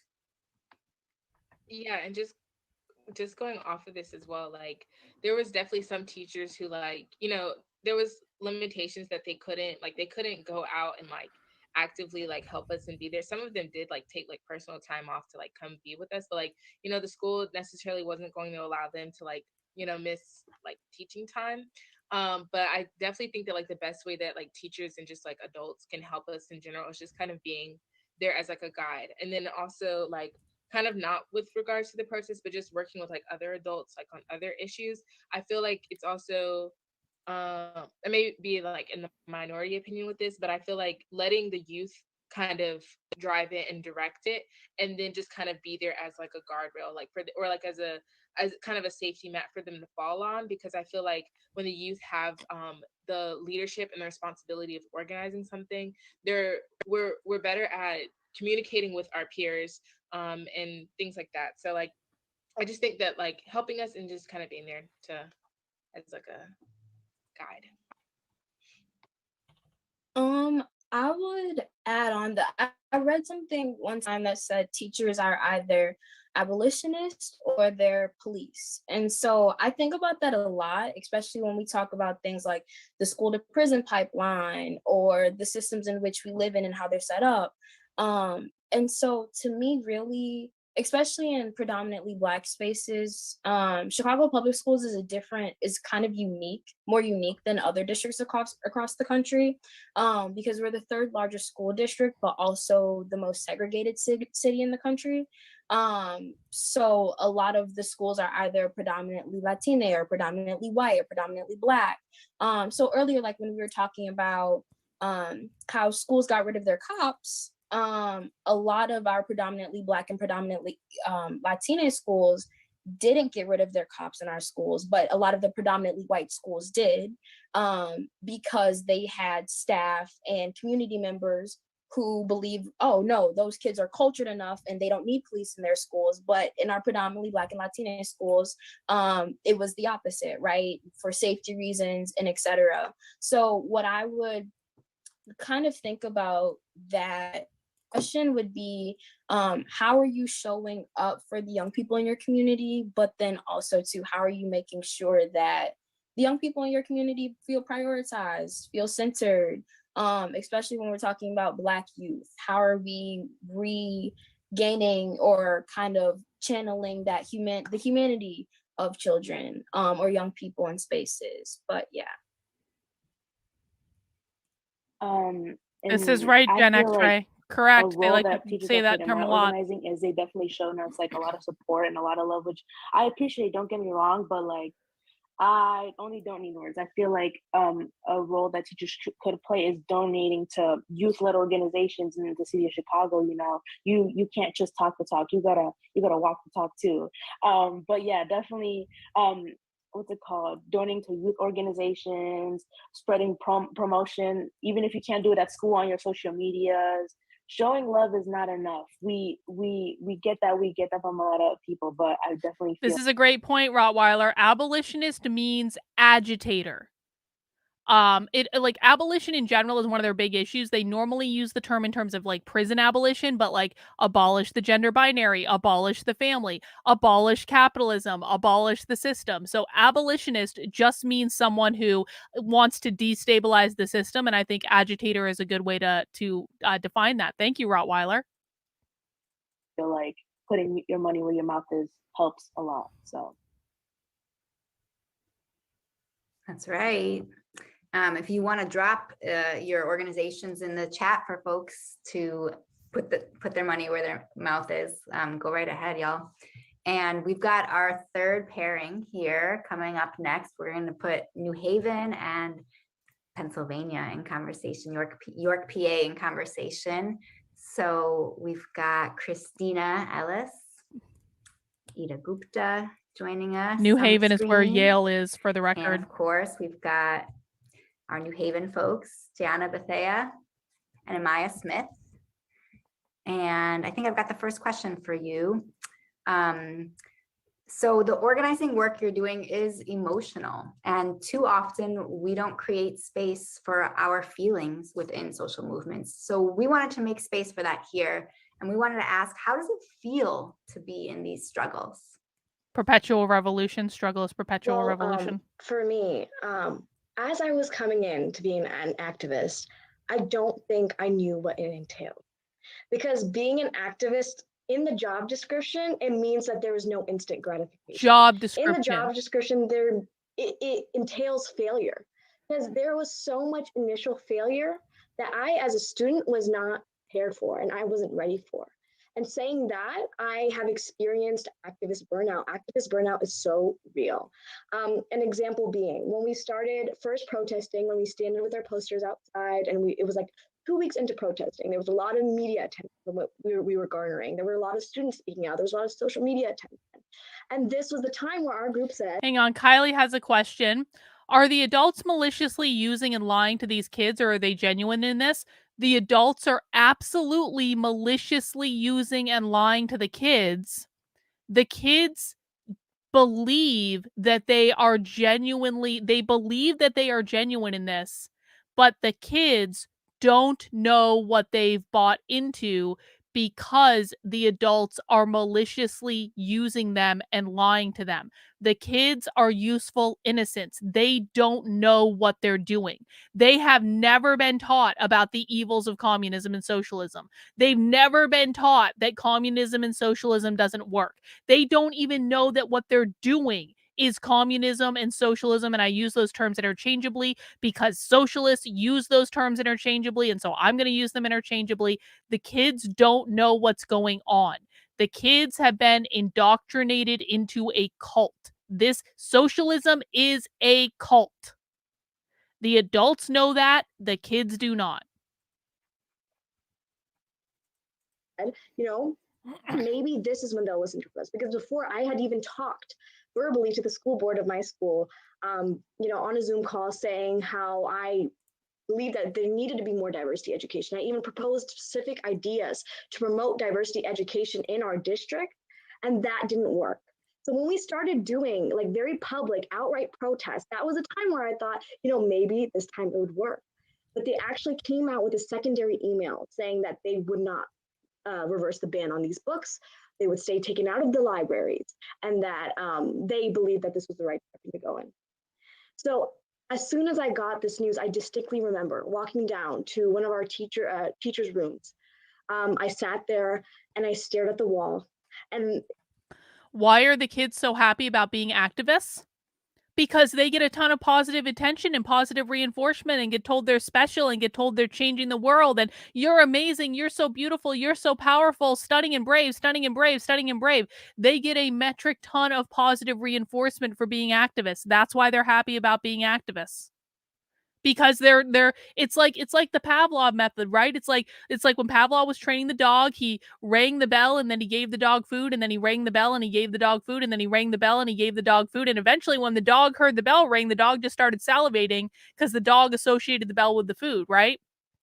It's not that the dog particularly liked the bell. The dog probably didn't care either way about the bell, but he knew that after bell comes fruit. It's the same with this. We do protests, we do organizing, we get positive reinforcement. Protest, organizing, positive reinforcement. Special, stunning and brave, powerful. You're so amazing, kids. So protest, organizing, positive reinforcement. Protest, organizing, positive reinforcement. It's literally Pavlov's method of indoctrinating young people into the socialist cult. And they get to have a sense of belonging, and they get to have a community, and they get to have friends, and they all get to do the same things together, and they get to do positive what they consider to be positive activities together that are changing the world. That's what this is. It's a cult. mind you, I have never cried in a school before, never for any reason. But in that moment, like it overwhelmed me and I started bawling. I started I don't crying. know the It was answer a to that, culmination Stephen. of It's a failure, good of question, though. I just don't know the protest, answer of to it. spending all your time and energy dedicated to this one thing, but this one thing not working out. Because as a student, I wasn't ready for that, my voice not to be heard. And there was a lot of frustration. Stephen is asking, does this socialism differ from like Europe? Because Stephen's a teacher abroad. My sense is that socialism is much worse in Europe than it is here. That's not to say it's not bad here. It's really bad here, but I actually think it's worse and more further developed in Europe than it is here. But I really purposefully try to focus as much as I can on the United States, Stephen, just because it's too much otherwise and it's confusing and it's hard for me to follow language patterns when I go out into other countries because they have different language patterns for a reason, right? And so I really try to focus on United States because I'm trying to deconstruct and follow the language, and that's really hard when you're mixing in other countries, if that makes sense. And betrayal, these emotions are just natural and they come with the job description, but at that time I hadn't realized. So the struggles were very real. The mental health needed to be prioritized. I think I've learned to value my mental health as an activist and take that time and that healing space and that healing energy for myself. But I also have recognized the importance of the key to getting through those struggles is having an important support system, having Christina there, having our teachers that supported us there, having a fellow youth activist saying that, you can get through this, just keep going, keep persevering, and you're going to achieve what you want to achieve. So I think that struggles are real, but if you have a good support system, you could do anything you put your mind to. To just circle back on that. For me, I kind of going into this, I had like a positive mindset because at the end of the day, I was more so focused on if nothing else happens, at least those who surrounded us had the same ideology as us, as this book ban was not okay. And so at times I felt really happy, especially out there protesting with my fellow peers and fellow like people within our school. Like I felt happy that there was other people there who was also agreeing with us and weren't alone. So I was just so happy on that alone. And of course, the struggles came with our board doubled down on the book ban, sitting on an email saying that they were going to stand behind their decision to keep the ban in place. And that was, yeah, as Ida was talking about, where it's very discouraging, but I didn't stay there too long because I knew that I had work to do. Activism is a full-time job. And when I started doing this, I didn't realize that at first. Because it is a full-time job. I go to work, like I have a job. I do theater.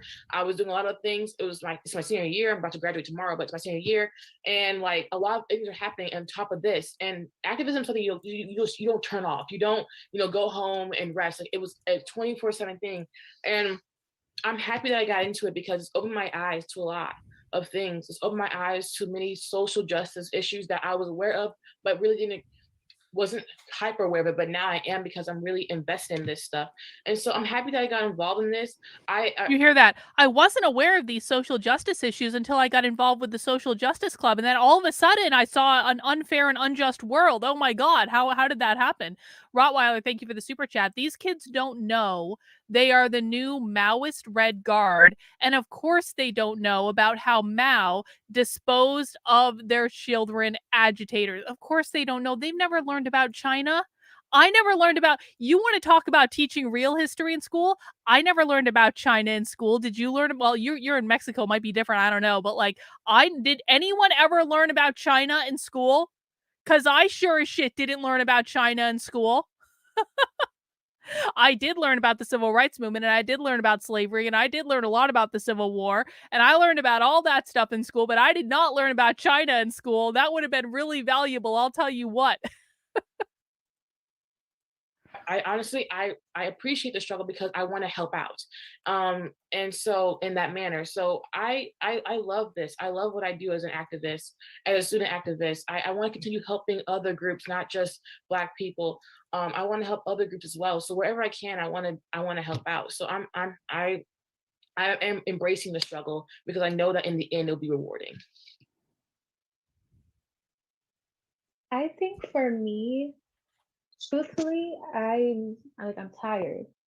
Like I love the work that I do. I know that my work is very rewarding, but also I don't just talk to principals and people from the school board and network. Like my very job description sometimes is if a young girl goes down to her social worker or to a BI and is reporting an instance of sexual harassment or some type of sexual violence, like a lot of the time I get called down to these offices so that I can be an advocate, so that I can make sure like things are getting done that they're supposed to. So it's like I love what I do, but I hope that I don't have to do this for the rest of my life. I don't. I hope that we are all basically out of a job and a hobby within the next 10, 15 years. Like that's one of the things that I feel like while our work is very rewarding, we should have an expiration date. This is one of those careers that like absolutely should become obsolete within the next generation or so. And while the See? struggle sometimes it's rewarding. They haven't learned yet.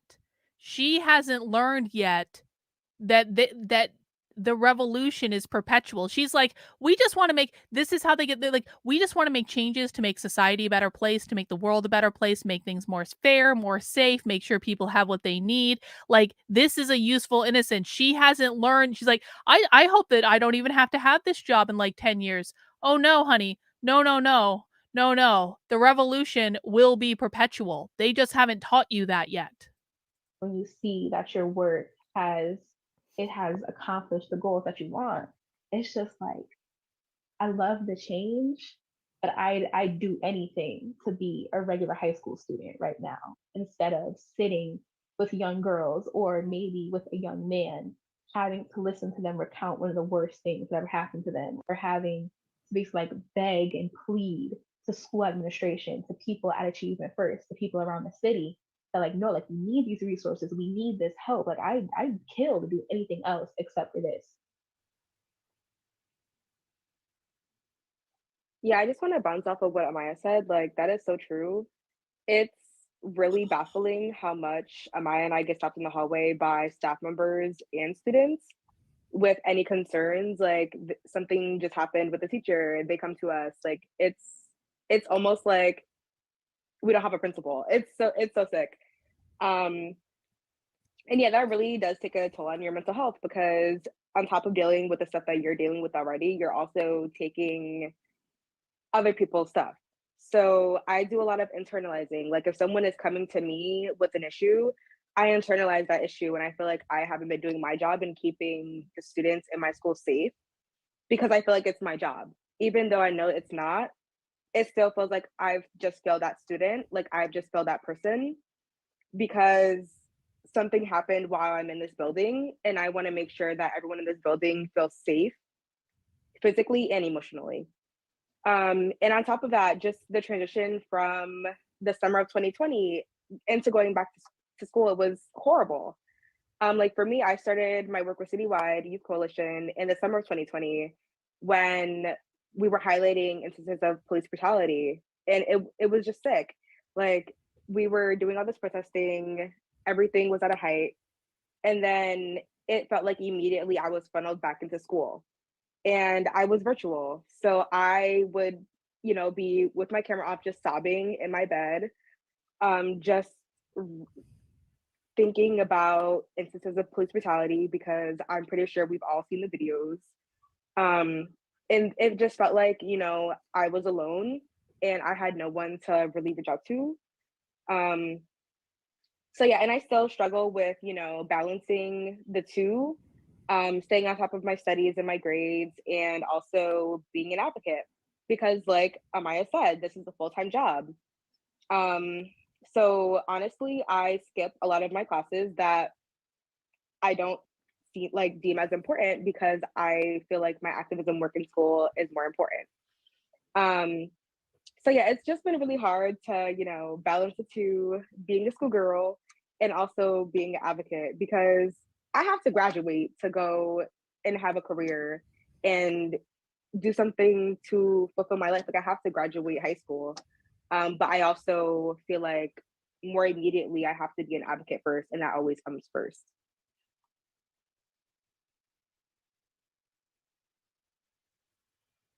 I can totally like relate to all the feelings that you guys are talking about, especially with like, we need the expiration date. We need for these issues to not only come to an end, but for us as the youth to not always be like constantly be like, hey, your system's wrong, or hey, you need to do this, or hey, we need to do that, because we're just regular people like everyone else. And relating to that, my next question for you guys is, what is your vision of the future? What is the future you're fighting for? What the role that young people make? Sorry, let me restate that. What the role of young people is making for this vision to be a reality, and what role should adults play in this future? And this is a question for all of our panelists. So this is going to be our last question before we turn it to a short Q&A, shorter than we had hoped. But so any of y'all feel free to jump in on this question about your vision for the future. Yeah, Reina, take it away. I wish I could sit here and be like, I hope that in the future, we're not going to be fighting this and blah, blah, blah, blah. But I know, unfortunately, it's going to take generations for young people to She keep knows the organizing, revolution's organizing perpetual. to fix this She messed up knows. world. So I want to just point something out. This person's pronouns are he, they. Does that look like a he, they to you? Don't look like a he, they to me. But that person's pronouns are he, they, and they understand that the revolution will be perpetual. This is a true believer in the making. Student now, but this person's going to grow up to be a problem, because this is, the pronouns are a signifier of political allegiance, and they already understand that the revolution will be perpetual. The other ones don't understand that. You guys see the difference? what I hope is that the next generation's organizers won't have to be fighting as hard as us, because I know, like everybody said, we all have things to do, and the fact that we're taking time out of our day because our elected officials won't advocate for us, our organization won't advocate for us, we have to advocate for ourselves, is extremely disappointing. But yeah, I guess I just hope that next generation, they just, I don't know, I hope next generation has it easier than us, and I hope our elected officials can finally advocate for us, because that's their job. So yeah. Yeah. Britton, jump in. I think the cause of a lot of problems is that people don't sit down and really think about either their own biases or like what's going on in the world around them. And I just hope that in the future we'll make more time for self-reflection for ourselves, because if we really just sit down and think like, is this really normal? Should I really be feeling this way? Because when we're younger, we ask ourselves these questions. Even as adults, we ask ourselves these questions, and we just ignore it because, oh, never mind, I have to go grocery shopping, or I have to go to work, I have to go do this, I have to go do that. We just spend so much time doing things that aren't for ourselves. And in order to heal as a community, as a group, we have to start with ourselves first. And once we do that, then we can move forward. So I think that's what I want for the future, at least. So personally, in my protest, what really kept me going and my vision for the future that I saw is that eventually the narrative will be changed. Eventually, the conversations that we are seeing in these schools and among these board members and in senates and House of Representatives, these conversations will be changing. Rather than debating whether children should get access to an equitable education or these basic human rights, we will change the narrative to be like, how can we enforce this education for the next generation of young students? Working on a district-wide level, I believe that elementary education is the basis for change, because when young students, even starting 4 to 5 years old, are what? I believe that elementary education is the basis for change. Let's just listen to that again. The next generation of young students. Working on a district-wide level, I believe that elementary education is the basis for change, because when young students, even starting 4 to 5 years old, are seeing, diversity in their books in schools and seeing beautiful children of color being spotlighted in books, but then going home to maybe hear something different. From that age, those young students can be forming a more worldly view of their world, and they're going to be growing up in a more diverse world where they can form better perspectives on their peers and on themselves. So my hope for the future is that we can really change these conversations in schools, and that the next generation of young children can be the children to adopt a fine-tuned narrative and a worldly view of this world. Yeah, and also Worldly view means globalist, means collectivist. She doesn't know that. Again, she's a kid. She has been lied to by adults, but what she means by worldly view, global view, is collectivist. She has no idea why what she just said is dangerous. She's just like, we just want people to be more accepting and loving and accepting of people and kind to people and empathetic. And there is something to that, by the way, guys.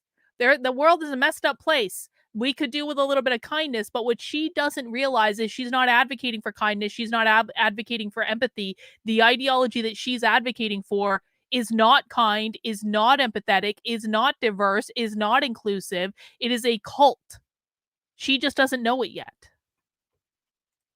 like just going off of that as well, like with our the protest that Anna and I and some other organizers planned, they were trying to basically prevent us from talking about divisive concepts from the elementary level all the way throughout like Georgia public universities and colleges. So like I definitely think that it starts at a very young age where we have to, work on ourselves, and then also I got kind it, of going Tate, off don't of worry Raina's about it. point as well. Like I I want to be hopeful for the future that things will like change like as soon as like, with the snap, but I know that it's going to take a lot of work, but I am a little bit more positive that I feel like our generation, especially after this this panelist call, like I feel like when we're in our 60s and our 70s and we're like in political offices and making all these laws, I feel like the world would be very different than what it was, like from what it was now, and then also like from what it was like back in like the civil rights era and just in the previous years. Like we continue to grow, we continue to have a positive change. So I'm hoping that what the work that we're doing has a lasting impact and like moves on. I completely. I I'll just. Okay.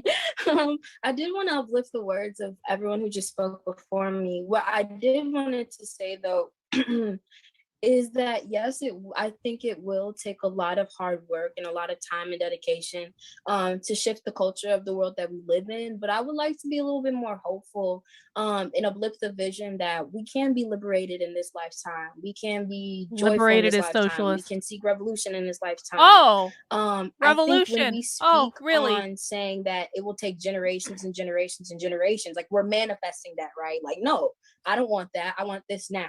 And I think that we definitely build conformity when we speak like that. Always get what you want. So yeah, that's my vision. My vision is that we will live together peacefully, build gardens together, hold hands, kumbaya, peace circles, restorative justice, transformative justice, whatever it may be, abolition in our classroom. I want you to notice the she, they pronouns. This person's talking about revolution in their lifetime. They're talking about abolition. They're talking about liberation. This is someone who has probably been raised by socialists. The she, they pronouns are a virtue signal to queer Marxism. This person's going to grow into a true believer. Like, ain't no way around it. This person believes that they are going to overthrow, that the world is going to overthrow capitalism in this lifetime. That's what I want. That's what I'm fighting for. And that's my vision for sure, no matter what. I think right now my vision is I want a place useful innocent where we feel absolute safety in our classroom, because a huge buildup to the walkout that we had at our school back in November and a lot of the conversations we even had afterwards were that a lot of the female and the assigned female at birth students in our building felt unsafe. They felt unsafe being alone in the hallways. They felt unsafe being by themselves in the stairwells, and there was a boy there. They felt simply unsafe. There was no place of refuge. And I hope for a future where not just in my school, but all schools, like young girls will be able to just prance through the hallways, vibing, having fun. Like, like we should be able to just go to school, have fun, vibe out with our friends, and then go home. No traumatic incidences, no microaggressions, none of that. I hope for a future that, like, not even my future kids, like, that my younger sisters right now who are 10 and 2 years old. I don't know what the question is because you haven't given me the question to respond to, but what I will say is that any question that involves whiteness or anti-racism being the wrong issue, the answer is no. And the reason that you're asking it is because you do not understand the language of the socialists. You don't know how to speak socialist yet. You think that whiteness and anti-racism has something to do with skin color. It has nothing to do with skin color. It has to do with every single issue that these people are causing in our society, because whiteness and anti-racism mean capitalism. I don't think it's ever the wrong time to fight the overthrow of capitalism, which is exactly what all these people are working towards. So the answer is no. Are able that when they step foot in their high school one day, they're able to wear what they want, act how they want, and they don't have to worry about sending the wrong impression or having somebody take their words different way. And now they're in a situation that does end up traumatic. I hope for a future, and I see a future where there's safety, there's complete safety, and we are completely liberated. Thank you, Murphy's Pool. Appreciate it. Wait, Anna's next, and then Will. Sorry, go ahead, Anna. It's okay. Sorry, I got confused. I completely agree. I just think that The man has like, to go last. I'm sorry, the they them. I empathize with all of everybody's words around activist burnout. I'm not an activist full time. I have a lot of other commitments to do, but I'd wish this upon no one. Like, I feel like battling on behalf of adults, on behalf of politicians, on behalf of So don't do it. Quit. parents, ignorant teachers, and doing that while trying to maintain this GPA, trying to get these scores, trying to build this resume. I wish that upon no one, especially not, a 15 to 18-year-old. And so my vision for the future, personally, my work has inspired a possible career in politics. And so I would welcome all views, especially views from youth, because I know if I'm making laws about youth, I want to hear what they want. Like, this is for them. This is not for me. And so the future I'm fighting for is one where we're actively changing, is one where we're still transforming, we're still becoming more and more aware of different identities, of different perspectives, but in the sense that we don't have to do it full Hang time. on, Turd Ferguson, if you're going to ask me something that takes several chats for you to chat in, I am sorry, bro, but you're going to have to ask me a super chat for that one. Like, I'm not reading 15 different chats to answer a question that I've literally already answered, which is that you do not understand the language that you are speaking, and that because you do not understand the language that you're speaking, you are getting it wrong. Conservatives are wrong on multiple different levels, but I am not reading a chat that takes 3 chats. Like, if you want me to answer that complex of a question, you got to pony up and send me a super chat, bro. I'm on a schedule here. In the sense that we don't have to do it and experience burnout, experience, crying in the hallway. Like, that's just, it's wrong. And it's not acceptable for adults who have training, hypothetically, like that's who just have like, training and have experience to push those I don't even know issues the onto word. us and make us feel like we have to internalize it. Thank you. Will, you can add your piece here about the future, and then we're going to turn it to Sierra, who's going to lead us in a Q&A. Go ahead. Awesome. I'll be quick. I think the main goal, at least within queer activism that I'm fighting for, is a day where we don't have to come out and where it's not alien to be queer and where it is no different than liking. Will literally just wants to be accepted. He just wants friends. That's all he wants. He just wants to be accepted. Andre, thank you for the super chat, like other people should do if they want to ask me big, long questions. Thanks for the info about how bad the Department of Education system is, as our socialist teachers, without parental consent, send kids, students in protest full of dangerous criminals like felons, pedophiles, psychopaths, spies, assassins. Eye opener. Yeah, we do this all the time on the channel. If you want to see the really scary stuff, join me for Socialism Saturday on Saturdays at 6 p.m.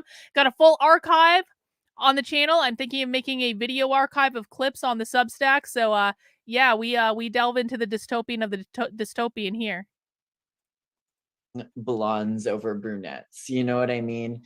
Where things are just where it's normal, where you don't feel different or ostracized or confused, and where our history is celebrated in schools.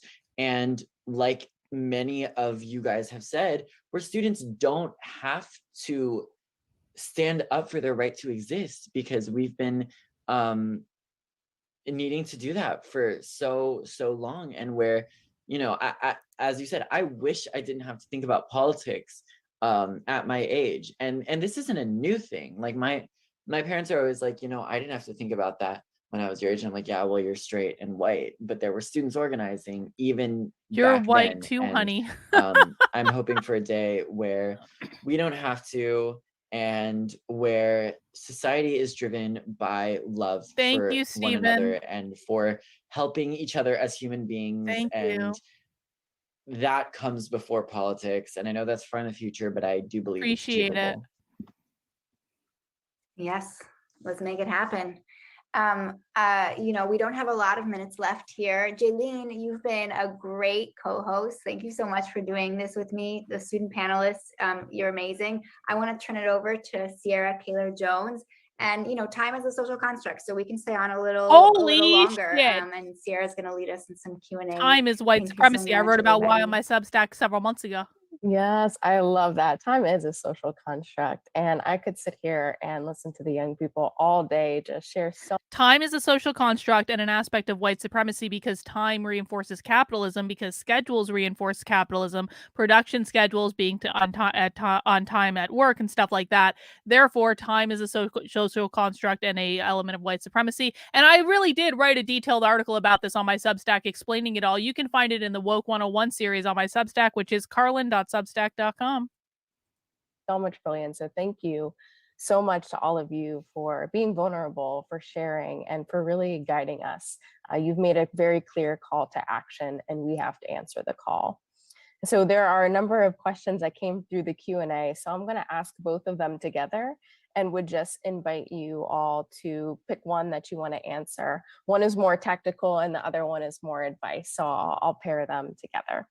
And so the audience asks, what advice do you have for other young people who are starting their activist and organizer journeys?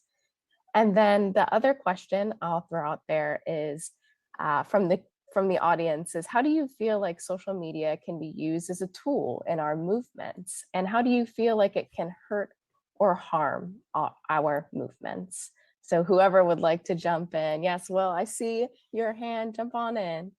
Hi, I'm here, and I also wanted to answer quickly because I have a meeting in like 10 minutes. So, but this is also a question that I feel like I can answer pretty well. I would say if you start, first of all, social media is such a great tool because you can organize and you can do cool things and make events happen. But if nobody hears about it, then unfortunately it won't necessarily be doing much unless it's to protest on a completely local scale. So for example, my school, we, led a walkout of like 700 people and did a voter registration drive. That's great. But unless it reaches the people who actually have like political power and are in office, then not much is going to happen. And then on the other side of that, inspiring others to join in. We did our voter registration drive, and then other people around the state saw that and were inspired to do their own, which is why social media is so important. Inspire others to get involved like you are. And then the other thing, advice-wise, for students just getting involved in activism. Thank you, philanthropist. Be careful with Oh, who you that's work not. with. Oh, there it Don't is. let anyone put too much weight on your shoulders. When working with adult organizers, the green flags are they're taking weight off your shoulders and still giving you credit. The red flags are them telling you to do a bunch of stuff and then you thinking, wait, can I even do what you know you have the ability to do, but don't underestimate your power. I think it's really important. I'll be quick, but I think Christina can also attest to this, is really enforcing your narrative as a young student, because when you are out there and you're protesting, you are vulnerable to a lot of people that are going to take your words and try to warp them or try to phrase them differently or make them be portrayed as something different to what you want to express. So I think it was very important for me and Christina throughout our advocacy to make sure that what we were saying could not be taken in any other way other than promoting love, nonviolence, equity, and peace. So yeah. I say that. I would just like to hop in and kind of say that for the advice piece, something that I definitely learned, and just the words of Bell Hooks, that you can't be in community if you're not in Bell community Hooks, with yourself. socialist. This Knowing one was raised by boundaries, socialists. Mark my words. yourself, knowing what you can take up, Raised knowing by how socialists. you can show up for yourself, and later on show up for your community is really big. For the other question about social media, I would definitely say that social media is a huge help, especially with young people now. But I also think that for the negative denotation of social media, I would say that it kind of paints a picture of what organizing, what activism should look like, which I think is really hard, especially when you're first getting into it. Imposter syndrome is really huge. And feeling like, oh, I'm not doing enough as X, Y, and Z is, or just that kind of thing. And also kind of painting the picture of who is at the forefront of the movement, right? And who should be at the forefront of the movement is really big. But on the other side, I think that it's a really good tool, and yeah.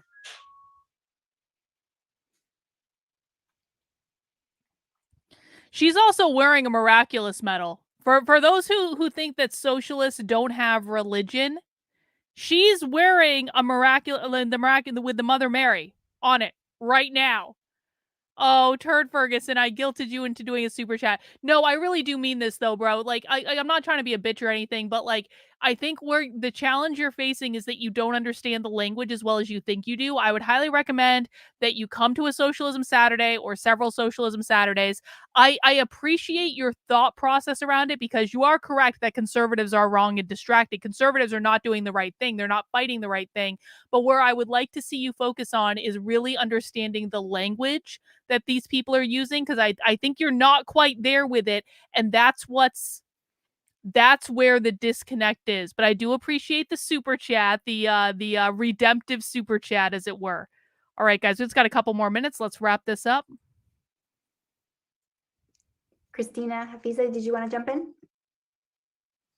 Yeah, I would say for me, I actually got involved by going to a board meeting, and just going off on my school board, and that's how Julia from DAM recruited me. And now I'm the chair, and I'm involved in so many different organizations working on intersectional issues. So I would say put yourself out there in the community. Just really put yourself out there. Attend these meetings, attend these community events, because you never know who you'll get connected to. And here I am, like 2 years later, and I'm so involved now with something that was just like a dream 2 years ago. And so it was like me scrolling through TikTok, and now I'm like here on a Zoom speaking on a panel with so many amazing activists from across the country. And so like the best way to really get involved is by TikTok, the gateway to making activism. sure that you're getting connected to the people that can help you. Because there are like so many different issues, and you really want a good and big network of youth activists. so that you have the support system that you need to keep moving forward.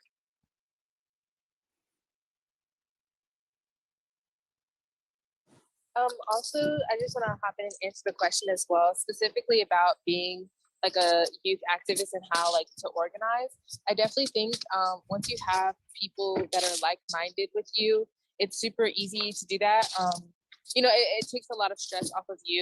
Anna and I also worked with 3 other girls who were, you know, just as passionate about the project, just as passionate about the issue in the protest as well. So I think you know, just having people to help you and like getting as much help as possible will be super helpful in like taking off of some of that weight and responsibility off your shoulders, and then also having other input. So like, okay, well, you know, I'm Hang on, Rottweiler sending in a super chat.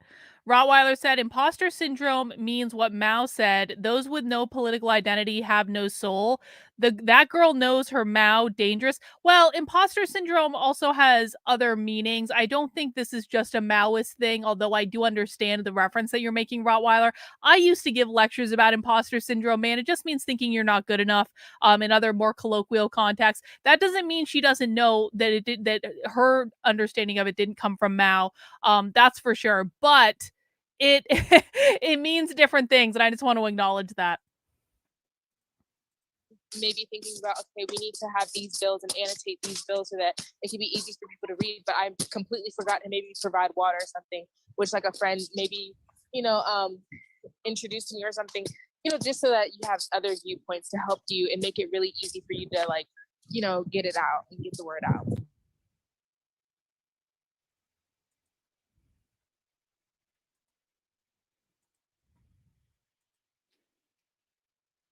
All right.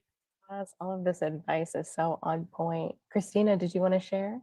1 more minute. In the interest of time, I just want to say thank you, and that whatever Edith said when she said everything is basically what I was going to say anyway. So, All right.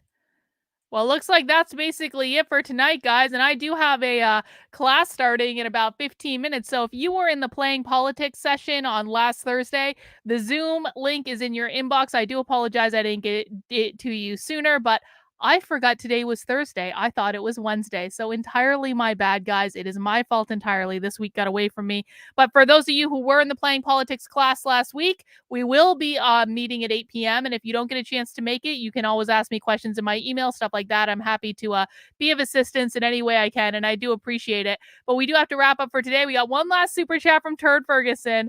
LOL, not guilt. Capitalism is the exchange of value for value. Don't might at all for paying for knowledge, also supporting your. Thank you, Turd Ferguson, because I was a little bit of a bitch to you, honestly, just because I was like on a time constraint. I probably would have been nicer was I not on an actual schedule. But I do hope you come to Socialism Saturday, because I do appreciate the thought process that you're going through. It's not that I don't appreciate that, and I appreciate the redemptive super chats, my friend. I really do.